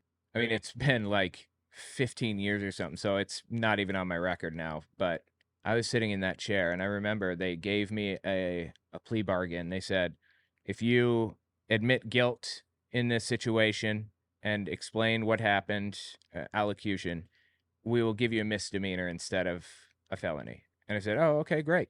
And my lawyer says, except the judge has the choice of just not taking the plea bargain. So after you explain what you did, your allocution, if he chooses to send you to prison for 10 years on a felony, he can do that if he wants. And one more thing, this is an election year, and he's sitting in for a judge that just retired, so he wants to show people he's tough on crime. So what do you want to do? That's what my lawyer said. My public defender. Oh my God, dude. I said, let's do it. It's like skydiving. I mean, there are people that have been through some real in that chair. Tina Peters is not one of them. Those folks didn't have 4 lawyers representing them. They didn't have a team of assistants helping them. They're not public defender, not 4 lawyers. They're not getting rides in private jets all over the country. No, the people who sit in that chair suffer, generally speaking, immeasurable trauma in life, struggle mightily with alcohol abuse, substance abuse, mental health struggles, family loss. They come from broken homes. Sick f***ing respect for this guy. I love the out of this judge, and if I could send him a fruit basket, I would. By the way, his address is out there. You know how I know? Because he's getting death threats right now. MAGA is sending him death threats. Has to have full-blown security and because of it. For real. The MAGA movement is a terrorist movement. The cards they were dealt were never the cards that you were dealt, Miss Peters. So when I hear you discuss your husband, who sadly passed away recently, your family struggles, and your son, who served our country admirably and made the I think he was on SEAL Team 6. ultimate sacrifice. I consider it. And I note, too, that he honored his oath to the country, something that is not lost on me when considering the circumstances under which you find yourself here. Well, I mean, he's a totally different person, so yeah. Your age, limited criminal history, and the like are certainly somewhat mitigating. Your ties to the community are what they are, but your reputation at this point is poor because of what you've done here and after. Your lies are well documented, and these convictions are serious. I'm convinced you would do it all over again if you could. Of course. She spent her time defending herself and asking for, like, leniency. She spent it trying to argue with the judge that the election was fraudulent. Oh my God, how stupid can you get? You're as defiant as a defendant as this court has ever seen. You don't have those histories of drug and alcohol abuse. There's no lifetime of trauma, not even close to the type of mitigating circumstances I would see from many folks who sit in that chair. No, to the contrary, Ms. Peters. No, she's privileged. You are a privileged person. You are as privileged as they come. And you use that privilege to obtain power, a following, and fame. And to be sure, there's no doubt in my mind that that is exactly what you wanted, and it defies all sense of common sense to believe when you suggested to me a few moments ago that you didn't want this attention. No, you crave it, ma'am. And there is no one in this courtroom who would consider that to be anything other than the absolute truth. I love this judge, man. But to get to the point of what it is that you did here, it's my impression distinctly that you never took your job of clerking particularly seriously. You didn't complete the... Yeah, to my knowledge, she didn't even show up to work most of the time. And that's like on record. And she argued with the judge that she was just doing her work remotely. Really? God, she's obnoxious. She was only there long enough to steal voter data. Oh my God. Certification. One scandal after another followed you in your time as the clerk. And ultimately, it was a belief that the echo chamber in which you live couldn't be wrong, among other things, that led you to do what you did here. This thought process, unfortunately, seems to consume so many in our country, regardless of race, gender, political affiliation, or the like, that what it is we hear and think can't possibly be wrong. Did she just make a noise? It's not her turn. There are many things in my mind that are crystal clear about this case. You are no hero, you abused your position, and you're a charlatan who used and is still using your prior position in office to peddle a snake oil that's been proven to be junk time and time again. This guy's so awesome. In your world, it's all about you. But at bottom, this case was about your corrupt conduct and how no one is above the law. No one in this country has absolute power.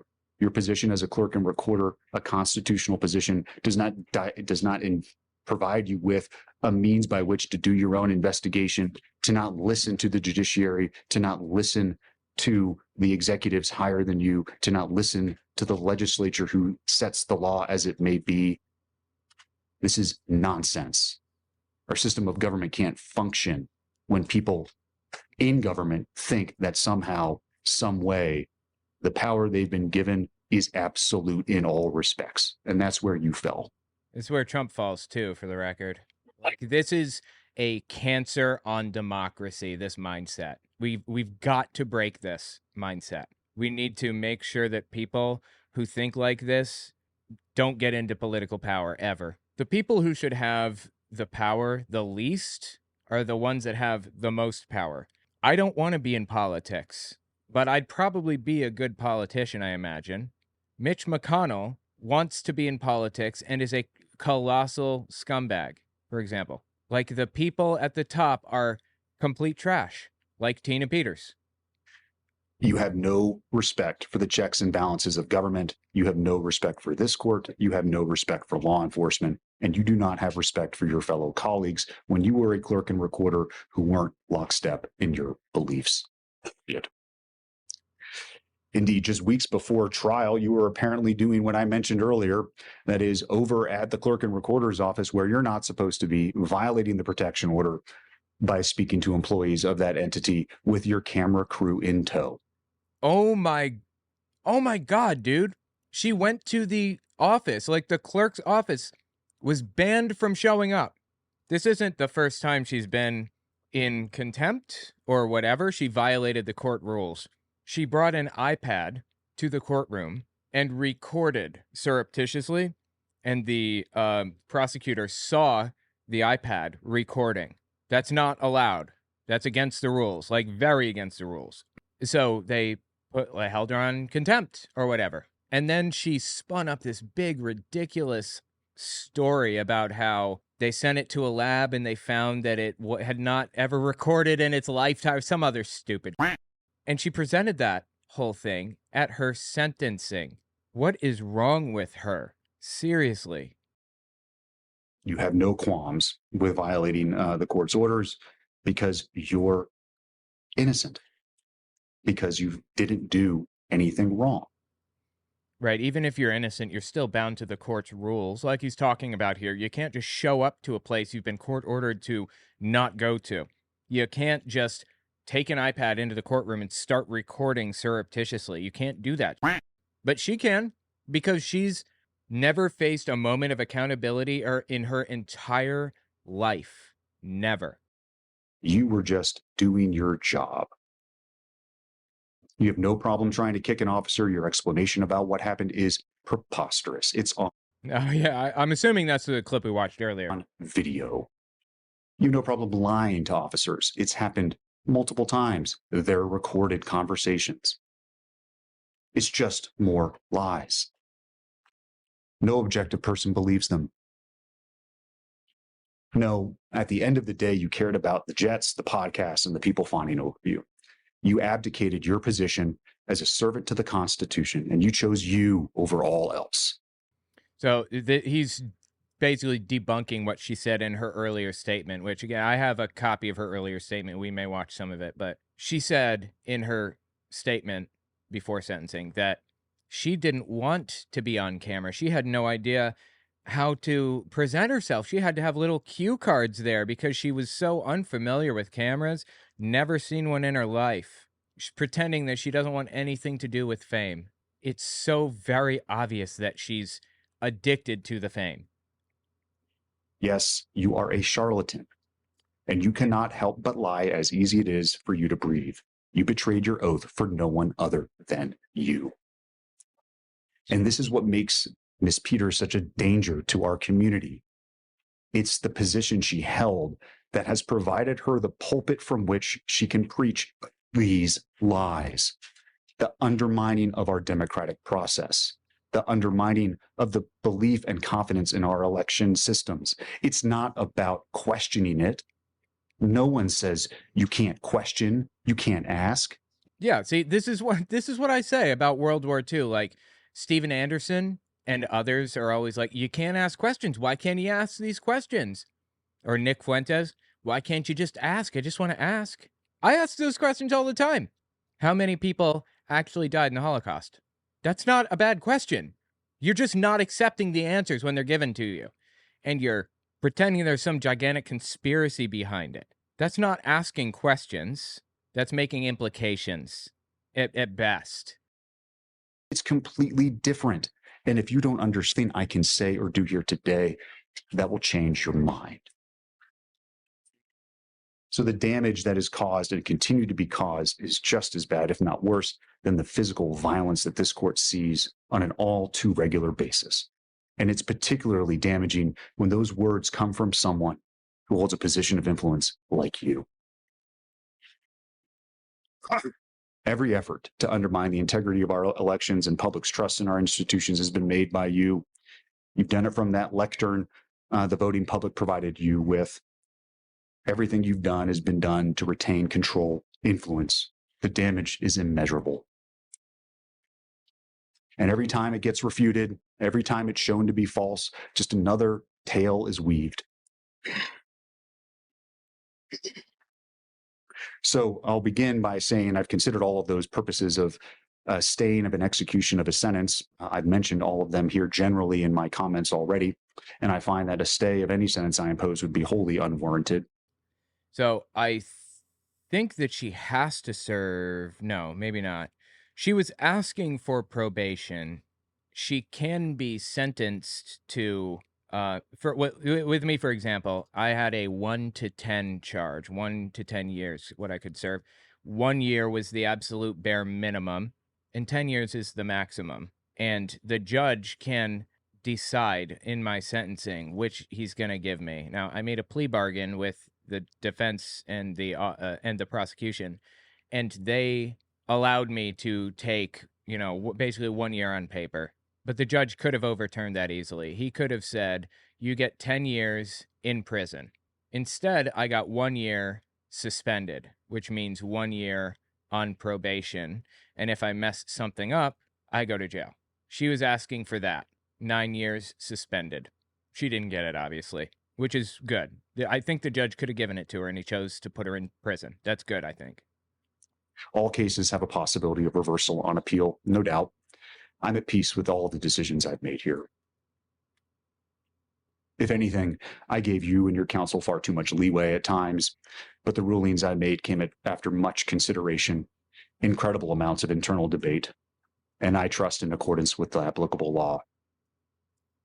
I respect the hell out of this guy, honestly. I consider the sentence here, in this case, what are available to me. Probation. Community corrections wasn't requested, but it wouldn't be an option in any event. I think that's like community service, like going around and doing soup kitchens and stuff. And an incarcerative sentence to the Department of Corrections. Probation's focus is rehabilitation. That is for folks who have minimal criminal histories, low LSI scores like you, Ms. Peters, but where punishment isn't really on the table. It's about putting someone back in the community who's not a risk and giving them a chance to correct those things that brought them before me in the first place. Yeah, that's probably what the judge gave me, even though he was a Republican running for the first time. Community corrections, which again isn't available, but nevertheless I'll mention, is another option that I could still order. It's much more stringent than probation, but it's not prison. And it's for folks who have even higher needs. Again, drug addicts, alcohol abusers, and the like. And prison is for those folks where we send people who are a danger to all of us. Whether it be by the pen or the sword or the word of the mouth.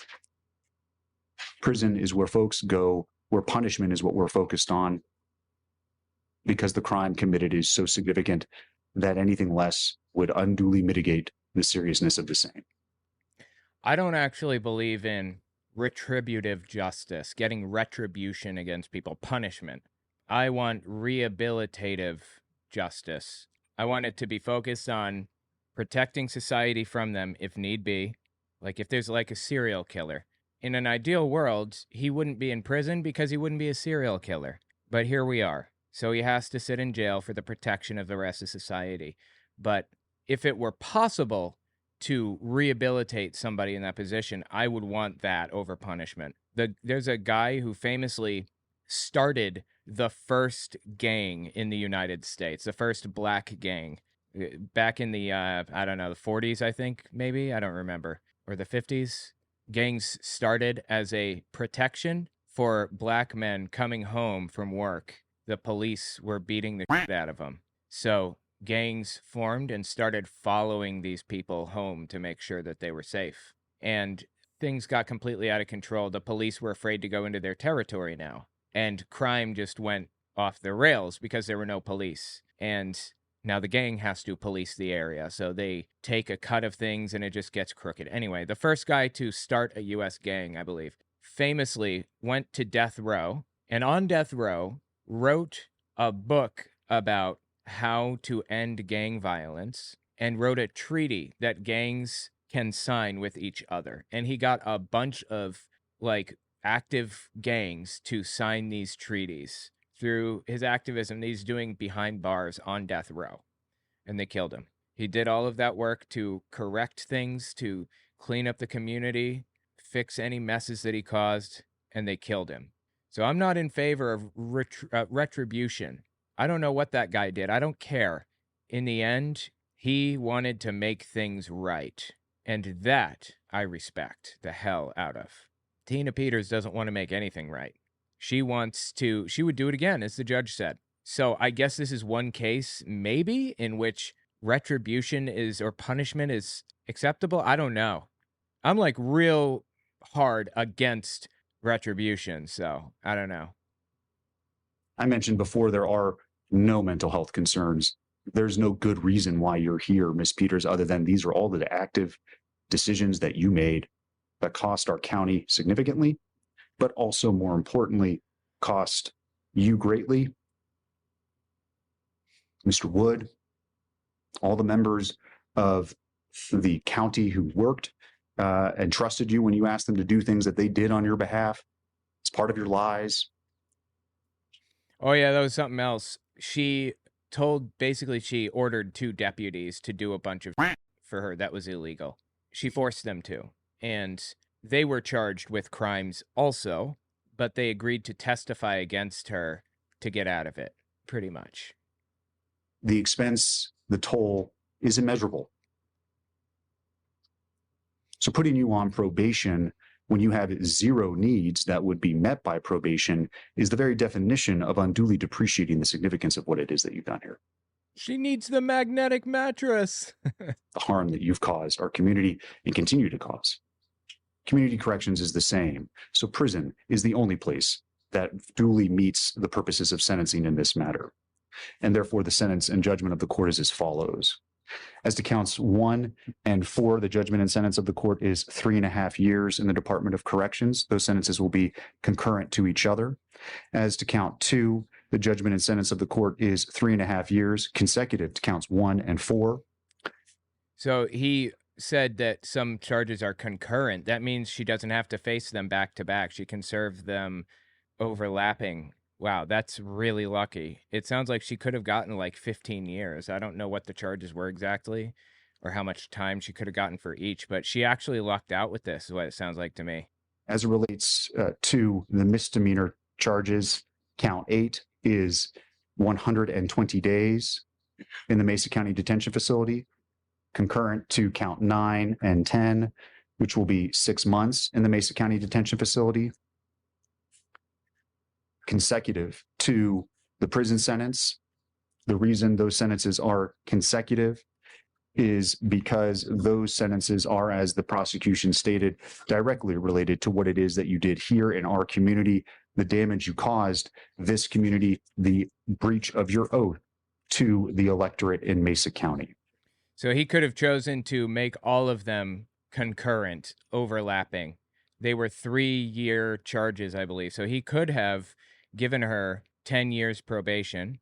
She'd be on paper, but she would not be in jail. Or he could have given her 3.5 years in jail because they're served concurrently. Or he could have given her 3.5 years on probation, concurrent, suspended. He chose to give her mostly consecutive. That's fascinating. Your sentence will be followed by 3 years of parole. You have 2 days of pre-sentence confinement credit.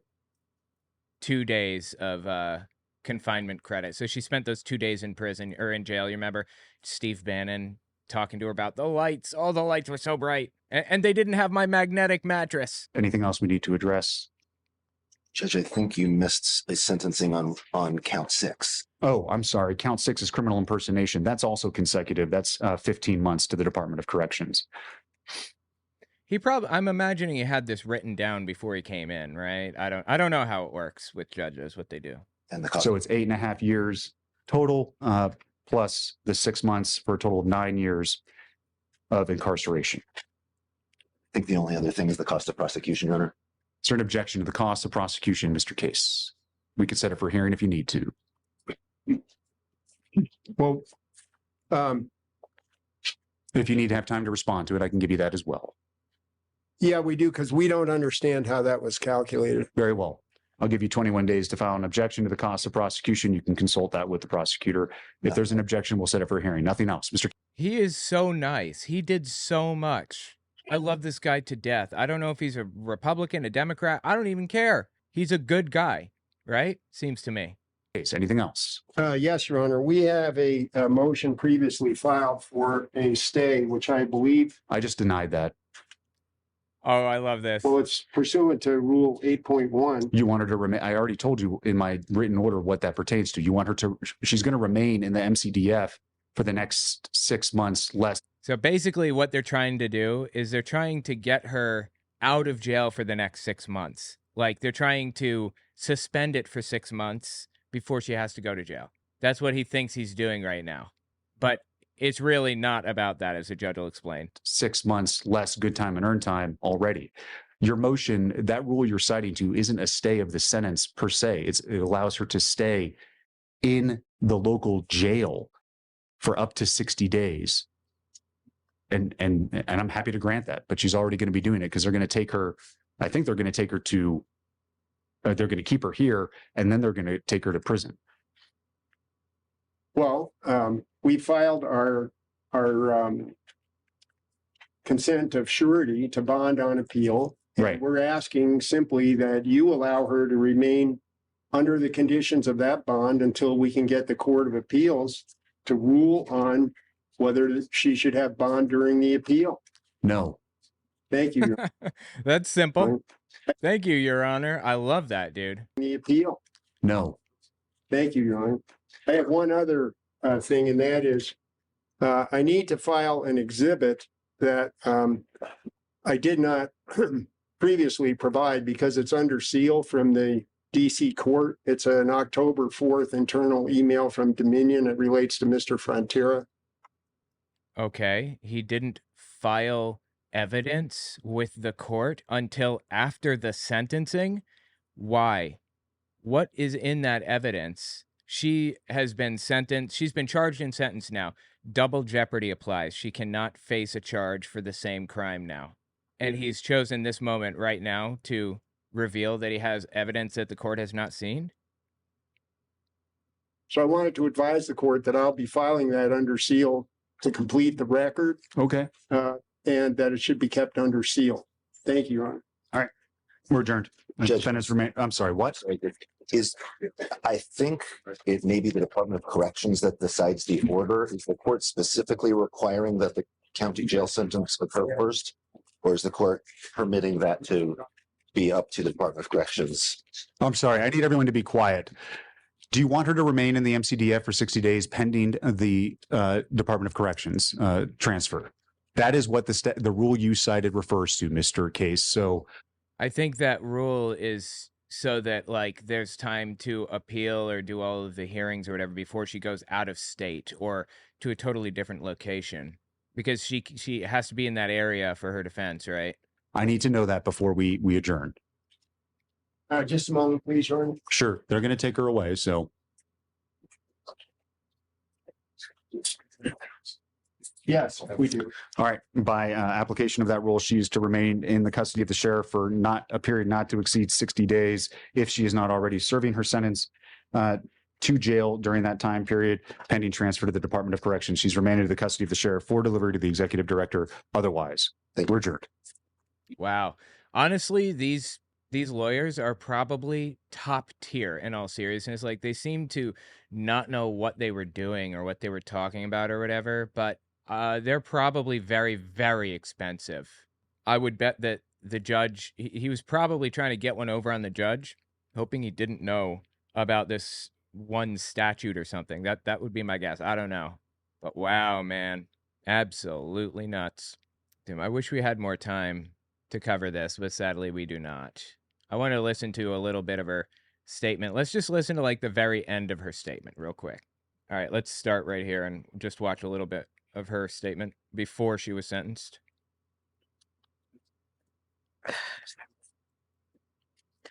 Your Honor. Oh, she's crying. We jumped in when she's crying. I'm not a criminal. Yes, she is. She's literally the definition of a criminal. I've lived my life with honor. No. And honesty.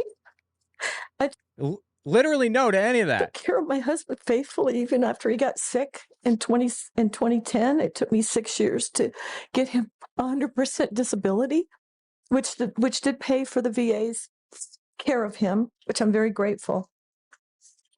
Like she needed it. She has 4 lawyers.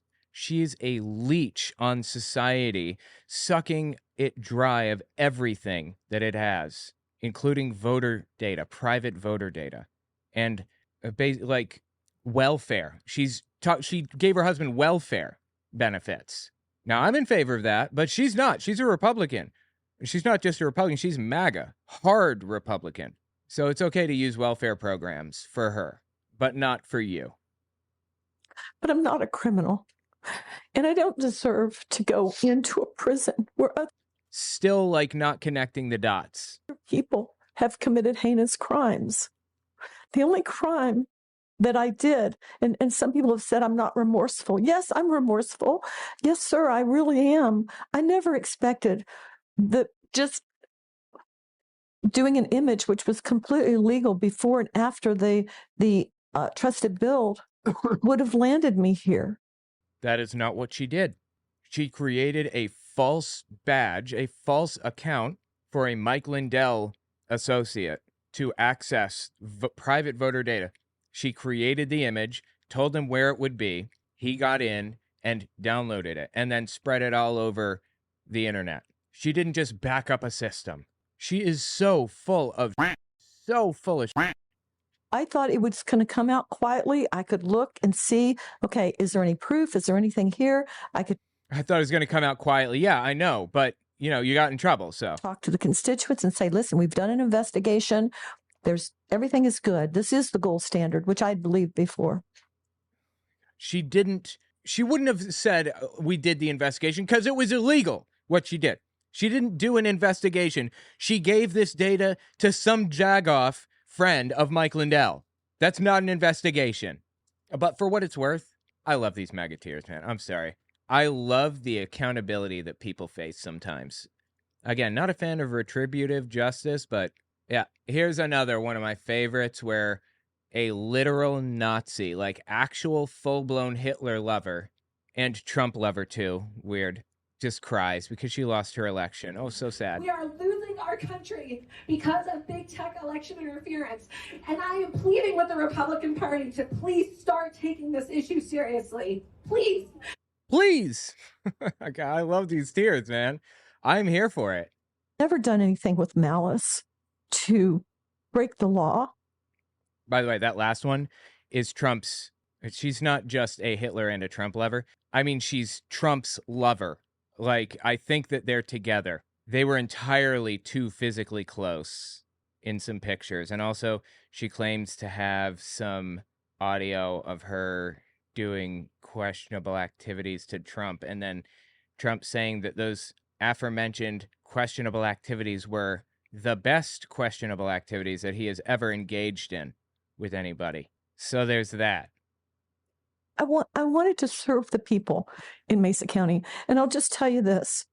With my other attorneys, there was an attorney getting me ready for trial, and he was trying to be the prosecutor, play that role.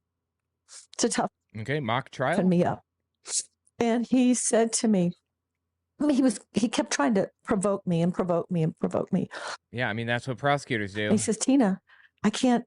And that's why I should have testified, probably. But I said, she shouldn't have testified. Nobody should ever testify in their own defense, ever. He said, Tina, I can't get to you. And I said, I'll tell you a secret. I'll tell you how you can get to me.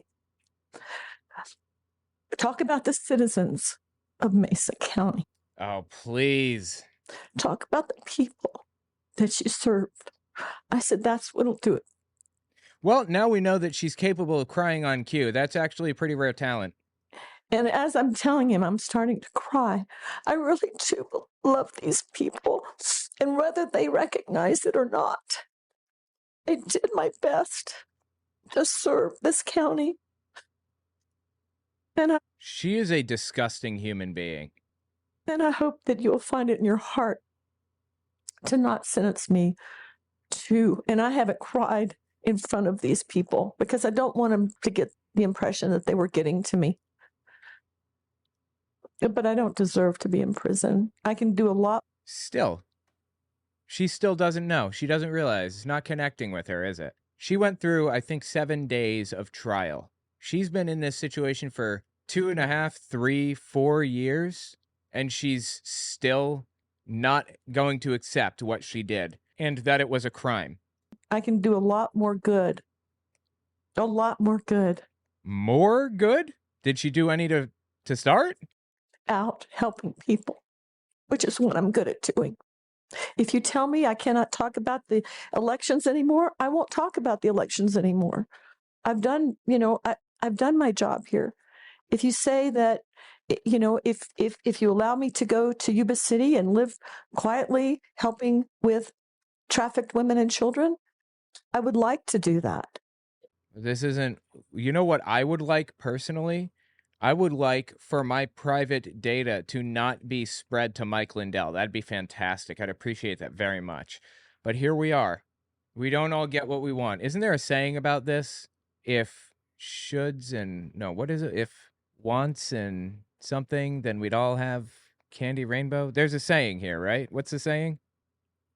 I didn't need to be in the center of attention. And it's interesting when I took the job as clerk and recorder, the staff would come to me and they say, the press is outside. They want to talk to the clerk. And I said, don't we have somebody on staff that can do that kind of thing?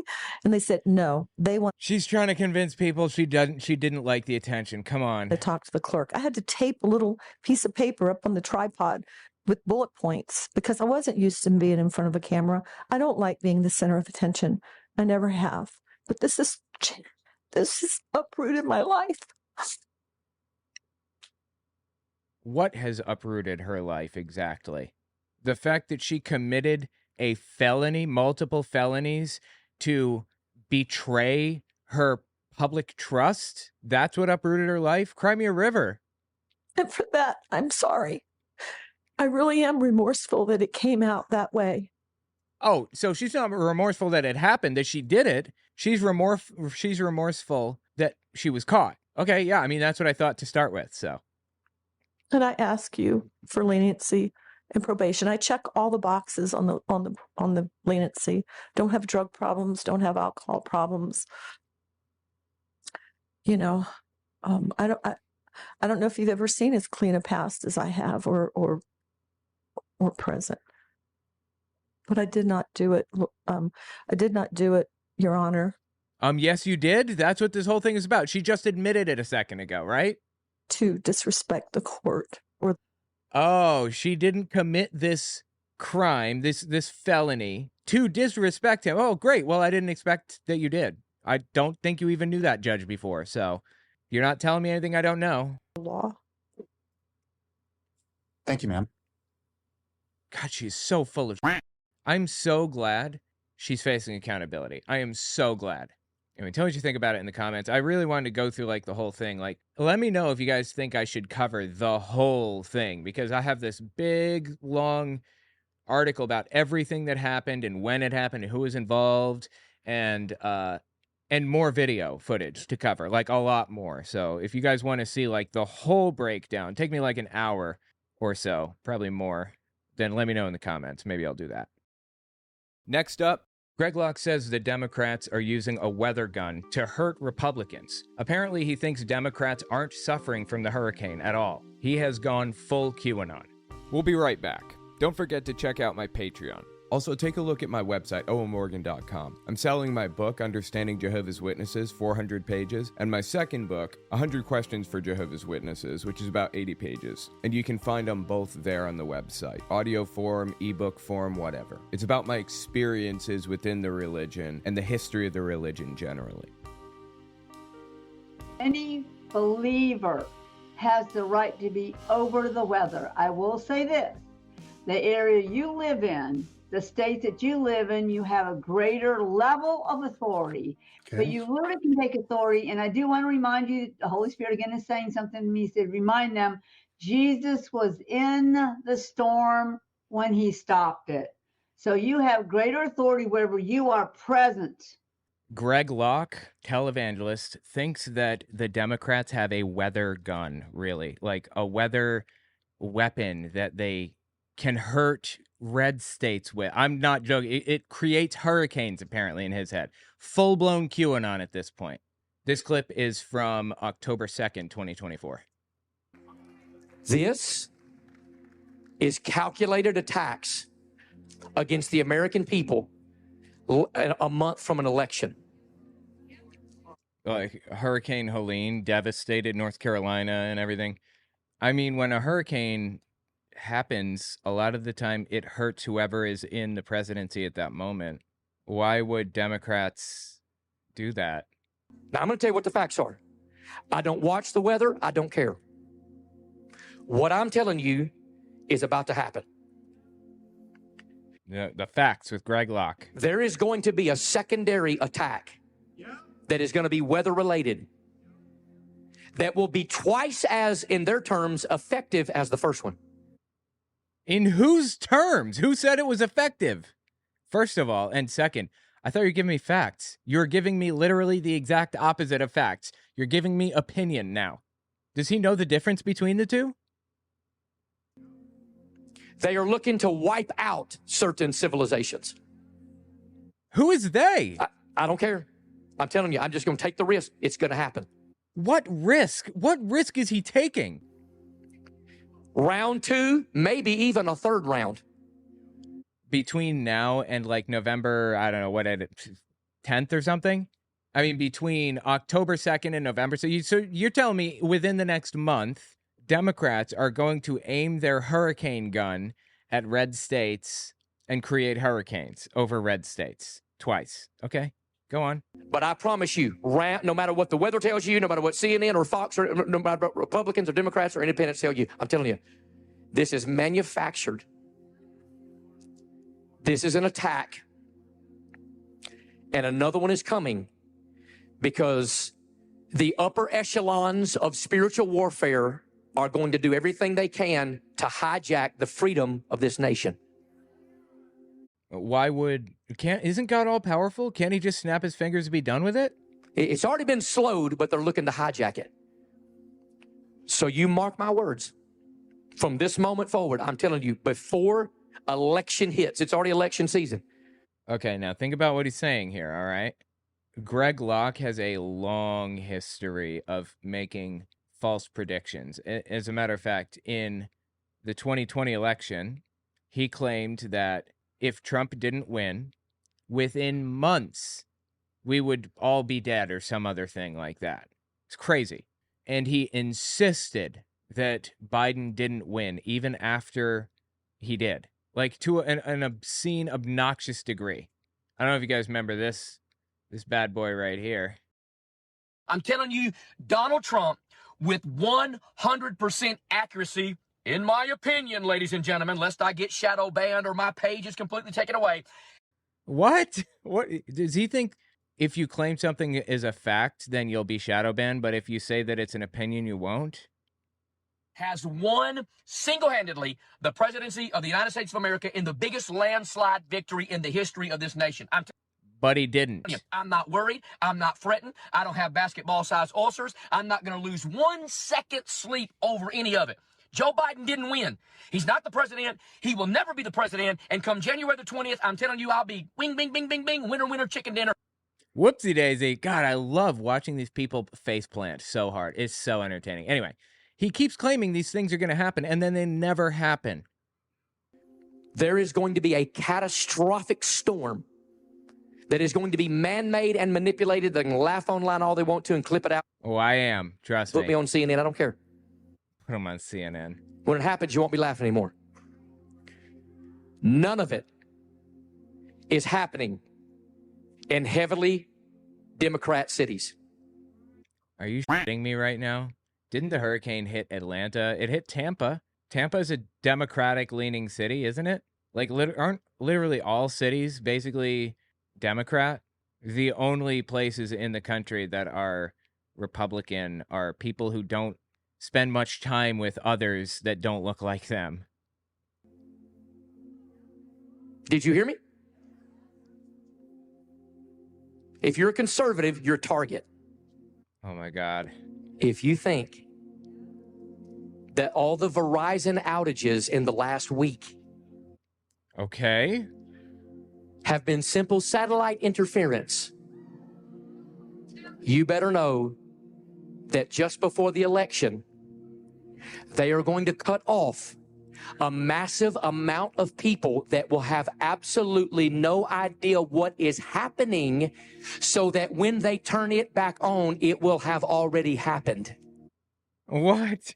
I'm sorry. This is complete and total nonsense, man. For the record, he's repeating a QAnon conspiracy theory right now. When QAnon was very young, they claimed that there would be 10 days of darkness. Basically, like, all of the electricity will go out. And I think that what QAnon was leaning toward or implying is that there's going to be like this EMP bomb, which does exist, but it's not really something to worry about. Like, basically an basically an EMP bomb would knock out all of our electrical lines by overloading them, by sending an electrical signal through them more than the wires can handle and blowing them out, basically blowing out all the transformers. So you have to go around and replace all of the transformers and all of the wiring and stuff for our entire electrical grid. That would happen if a nuclear bomb were dropped also, because it has like an EMP component to it. But, no one's going to drop a nuclear bomb on us. It's not going to happen. No, we're not dropping a nuclear bomb on Russia or China or whatever. I'm literally betting my life it's not going to happen. And I worry about the EMP bomb even less than I worry about the nuclear bomb. So, anyway, I think QAnon was just kind of coming up with this ridiculous end times apocalypse type of deal, and Greg Locke bought right into it. This is an early one, too, like an early conspiracy from QAnon. I'm surprised. You can mark that down. Oh, I marked it down. Yeah, I record all of these people's clips and prophecies. I write down prophecy on the end of the clip now. I've started doing that, and we come back to them every couple of years and see which ones they failed. Nothing is happening at random chance. Nothing. That means even the hurricanes aren't random chance. Oh my God, dude. See, this is really interesting to me because, well, first of all, I think that he might be doing this, might be saying this, because he has to come up with an explanation for why his tent keeps getting hit with random natural disasters. Like a tornado ran through his church one time a few years ago and destroyed it, and he had to get a new one. And then the next year, or maybe the year after that, a gigantic snowstorm destroyed his tent. I want to let you guys know that the tent has withstood a grave amount of damage. But with all of the snow accumulation and the wind and more snow to come, the tent is just not able to handle the weight. Which is really, honestly, very sad because he fundraised for this tent. I remember he fundraised like $500,000 for this tent. And it lasted him, I think, 12 months, if that. And then it just fell apart. Like, he should have just gotten a building in the first place. Now, I don't think he has a building lined up. He was planning on moving into one, and I think that's on hold. I don't know exactly what's happening with him. Anyway, like I said, this is a long-running conspiracy theory from QAnon. This is Kirsten Weldon, famous QAnoner, very famous QAnoner, and she died from COVID after all of her anti-vax conspiracy theories. By the way, this clip is from early April 2021. So they had that freeze out, and they did it. It was when Texas had that big freeze, if you remember. They did it with the weather warfare. That would be, the bunker fuel in the ocean and the pulling down the polar vortex, right? Right. Okay. Pulling down the polar vortex? Chemtrail. So they pulled it down. Oh, do you hear chemtrail? Got a little chemtrail shout out there. Right. Right. The chemtrail. So they pulled it down and they hit all of Texas. As you know, it had a huge freeze. So yeah, that's what happened. And they usually do it from the Arecibo Observatory when they do their hurricanes and She's saying it so authoritatively, like she knows what she's talking about. She doesn't. stuff to pull the hurricane stuff through that Arecibo Observatory in Puerto Rico. But this time the Arecibo Observatory was down. So they did it through the Ecuadorian heart facility. It was traced there. If you watch my... It was traced. Who traced it to that place exactly? Who did these investigations? Why should I trust them? Videos, you would see the video, it traced all the way back to the Ecuadorian heart facility, and that was China testing out their new... Oh, it was China doing it. I guess the United States doesn't have that technology yet, huh? Well, according to Greg Locke, I suppose they do. You know, new weapons, weather weapons. And of course, Biden was paid billions of dollars before and got more money for letting them do that to the United States. What? Why would they do that to the United States? Why would they pay Biden to allow it? Wouldn't they just do it? These people are just in a delusion that they cannot break out of. Well, I don't revel in this. I don't take solace in it. I don't enjoy it. She died from her conspiracy theories. They killed her. She refused to get vaccinated, claimed that it was some ridiculous, bioweapon or some other nonsense. And on her deathbed, she asked if she could get the vaccine after all. She said, "Can I have it now?" And they said, "I'm sorry, you have to get the vaccine before you catch the illness." And then she died.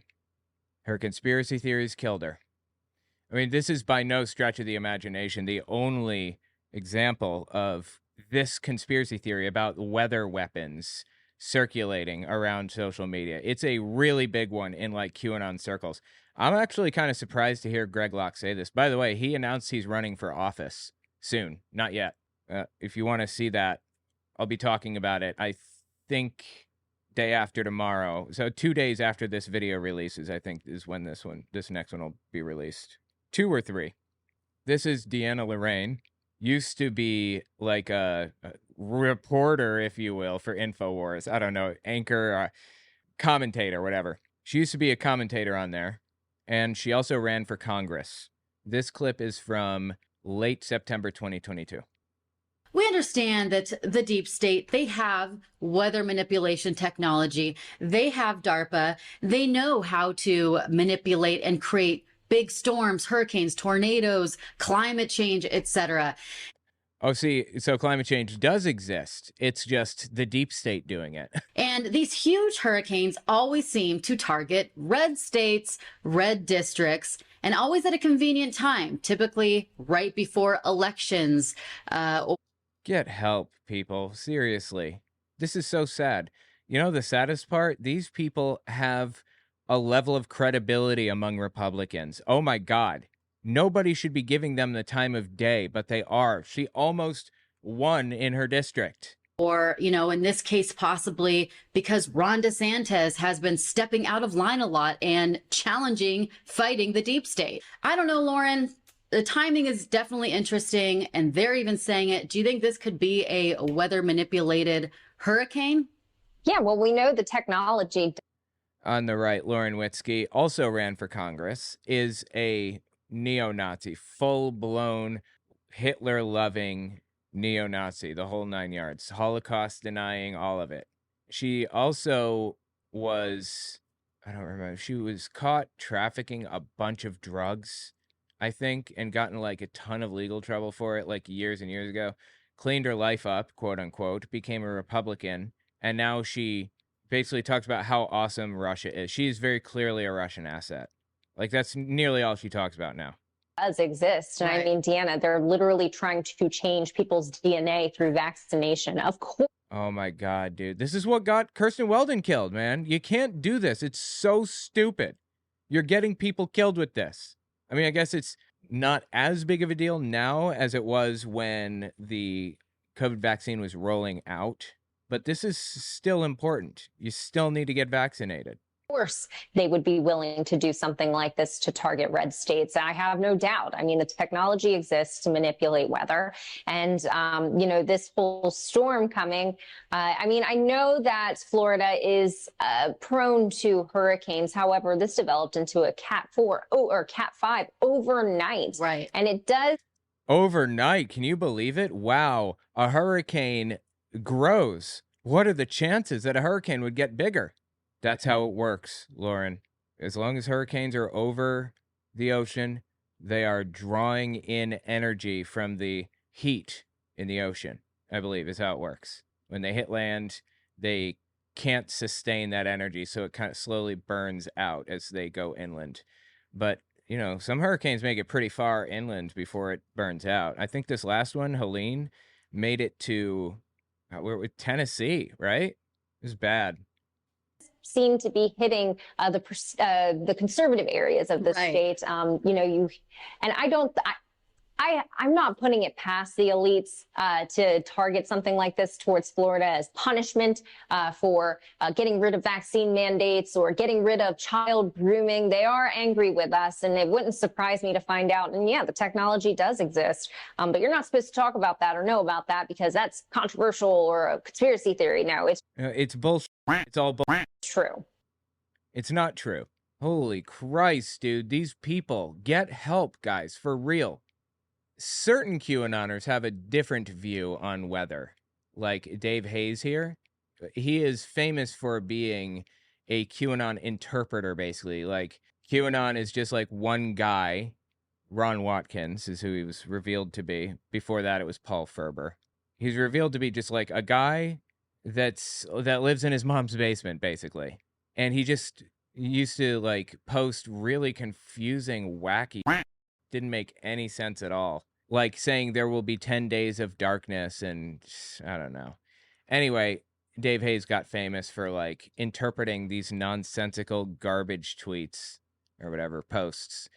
And now that he's famous, he goes around talking about all the special abilities that God's given him.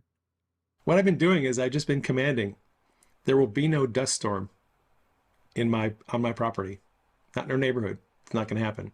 Last night, this storm rolls in, and I could see this massive dust storm coming toward us on the horizon, just brown dust rolling. So I just started commanding no dust storm, not on our property. It's not going to happen. And sure enough, well, was it, Satan, or was it the Democrats? I have to wonder in his head. That dust storm came right up to our place, and there was a couple of gusts of wind. So you tell me you didn't stop the gust or the windstorm or whatever, the dust storm or whatever it is. You tell me it didn't work, right? On our back patio, I could see the trees moving around. No dust. When we do that, when we exercise authority over the weather, we have seen it over and over again. Where you can, sometimes we'll watch on radar this thunderstorm cell moving right toward our house, and it'll split and go around us. You can see it on the radar. Some part goes to the east, part goes to the west, completely misses our house. This is real. Oh my God, dude. These people are in another dimension, for real. He thinks he can control the weather. So does he think that if he got some weather warriors together, they could fight against the Democrats' machinations or whatever the hell? You know, weather warriors like Kat Kerr, for example. For you or for Kat, I was wondering, when we pray over areas, like for me, it's praying over Ohio and Indiana against tornadoes. Do we need to be called to a certain area, or can we pray over any area? The reason I ask is because I felt led to pray over my two states and have since I was very young. But I remember, and she names the name of a teacher. She's praying over two states since she's young to control the weather. Wow, dude. A prophetic teacher. She said, I remember years ago, this teacher saying, you're asking for trouble. My paraphrase, she said, if you pray over territories that you're not called to pray over. You're asking for trouble. So God's going to punish you if you pray for something that you're not supposed to? Which I did after Kentucky got hit so hard by tornadoes in December. They stopped at the Ohio border. I prayed for Iowa and Minnesota when they were expecting an outbreak of tornadoes. And immediately after that, I got COVID. So she's wondering, did she do that to herself because she prayed over a state that she didn't have authority over? That had nothing to do with you, except you probably terrified the enemy by doing it. She's so confident. She says it with such authority. Any believer has the right to be over the weather. I will say this, the area you live in, the states that you live in, you have a greater level of authority. Okay. But you literally can take authority. And I do want to remind you, the Holy Spirit again is saying something to me. He said, remind them, Jesus was in the storm when he stopped it. So you have greater authority wherever you are present. So no matter what state you're in, if you're present when something comes up, you totally have the right to take authority over that system, that storm. There's nothing wrong with that. Jesus was definitely over the weather no matter where he went. And when we were in Israel, I spoke and dispelled the fog that they said would be there for 25 minutes around the boat. And I spoke, and within minutes it was gone. I bet, totally. I know I have authority over it. The enemy would like to think you don't. And people who've never learned this or even searched out what it said about that, you should understand that Jesus. See, all right, so we need weather warriors like Kat Kerr and like Dave Hayes to prevent the evil Democrats from using their weather gun or allowing China to use their weather gun and Biden getting paid $1 billion for it personally. They are gone, dude. They are in la la land. Tell me what you think about it. I'm honestly kind of entertained by it. That's all I've got for you. If you like what I do and you want to see me continue to do it, don't forget to check me out on Patreon. And take a look at my YouTube channels. Owen Morgan, where I talk about religious issues. Telltale Fireside Chat, where I talk about politics. Telltale Unfiltered, where I do long-form breakdowns of stuff like this. And take a look at my website, owenmorgan.com. I'm selling my book, Understanding Jehovah's Witnesses, 400 pages, and my second book, 100 Questions for Jehovah's Witnesses, which is about 80 pages. And you can find them both there on the website. Audio form, ebook form, whatever. It's about my experiences within the religion and the history of the religion generally. Okay, thanks for watching, guys.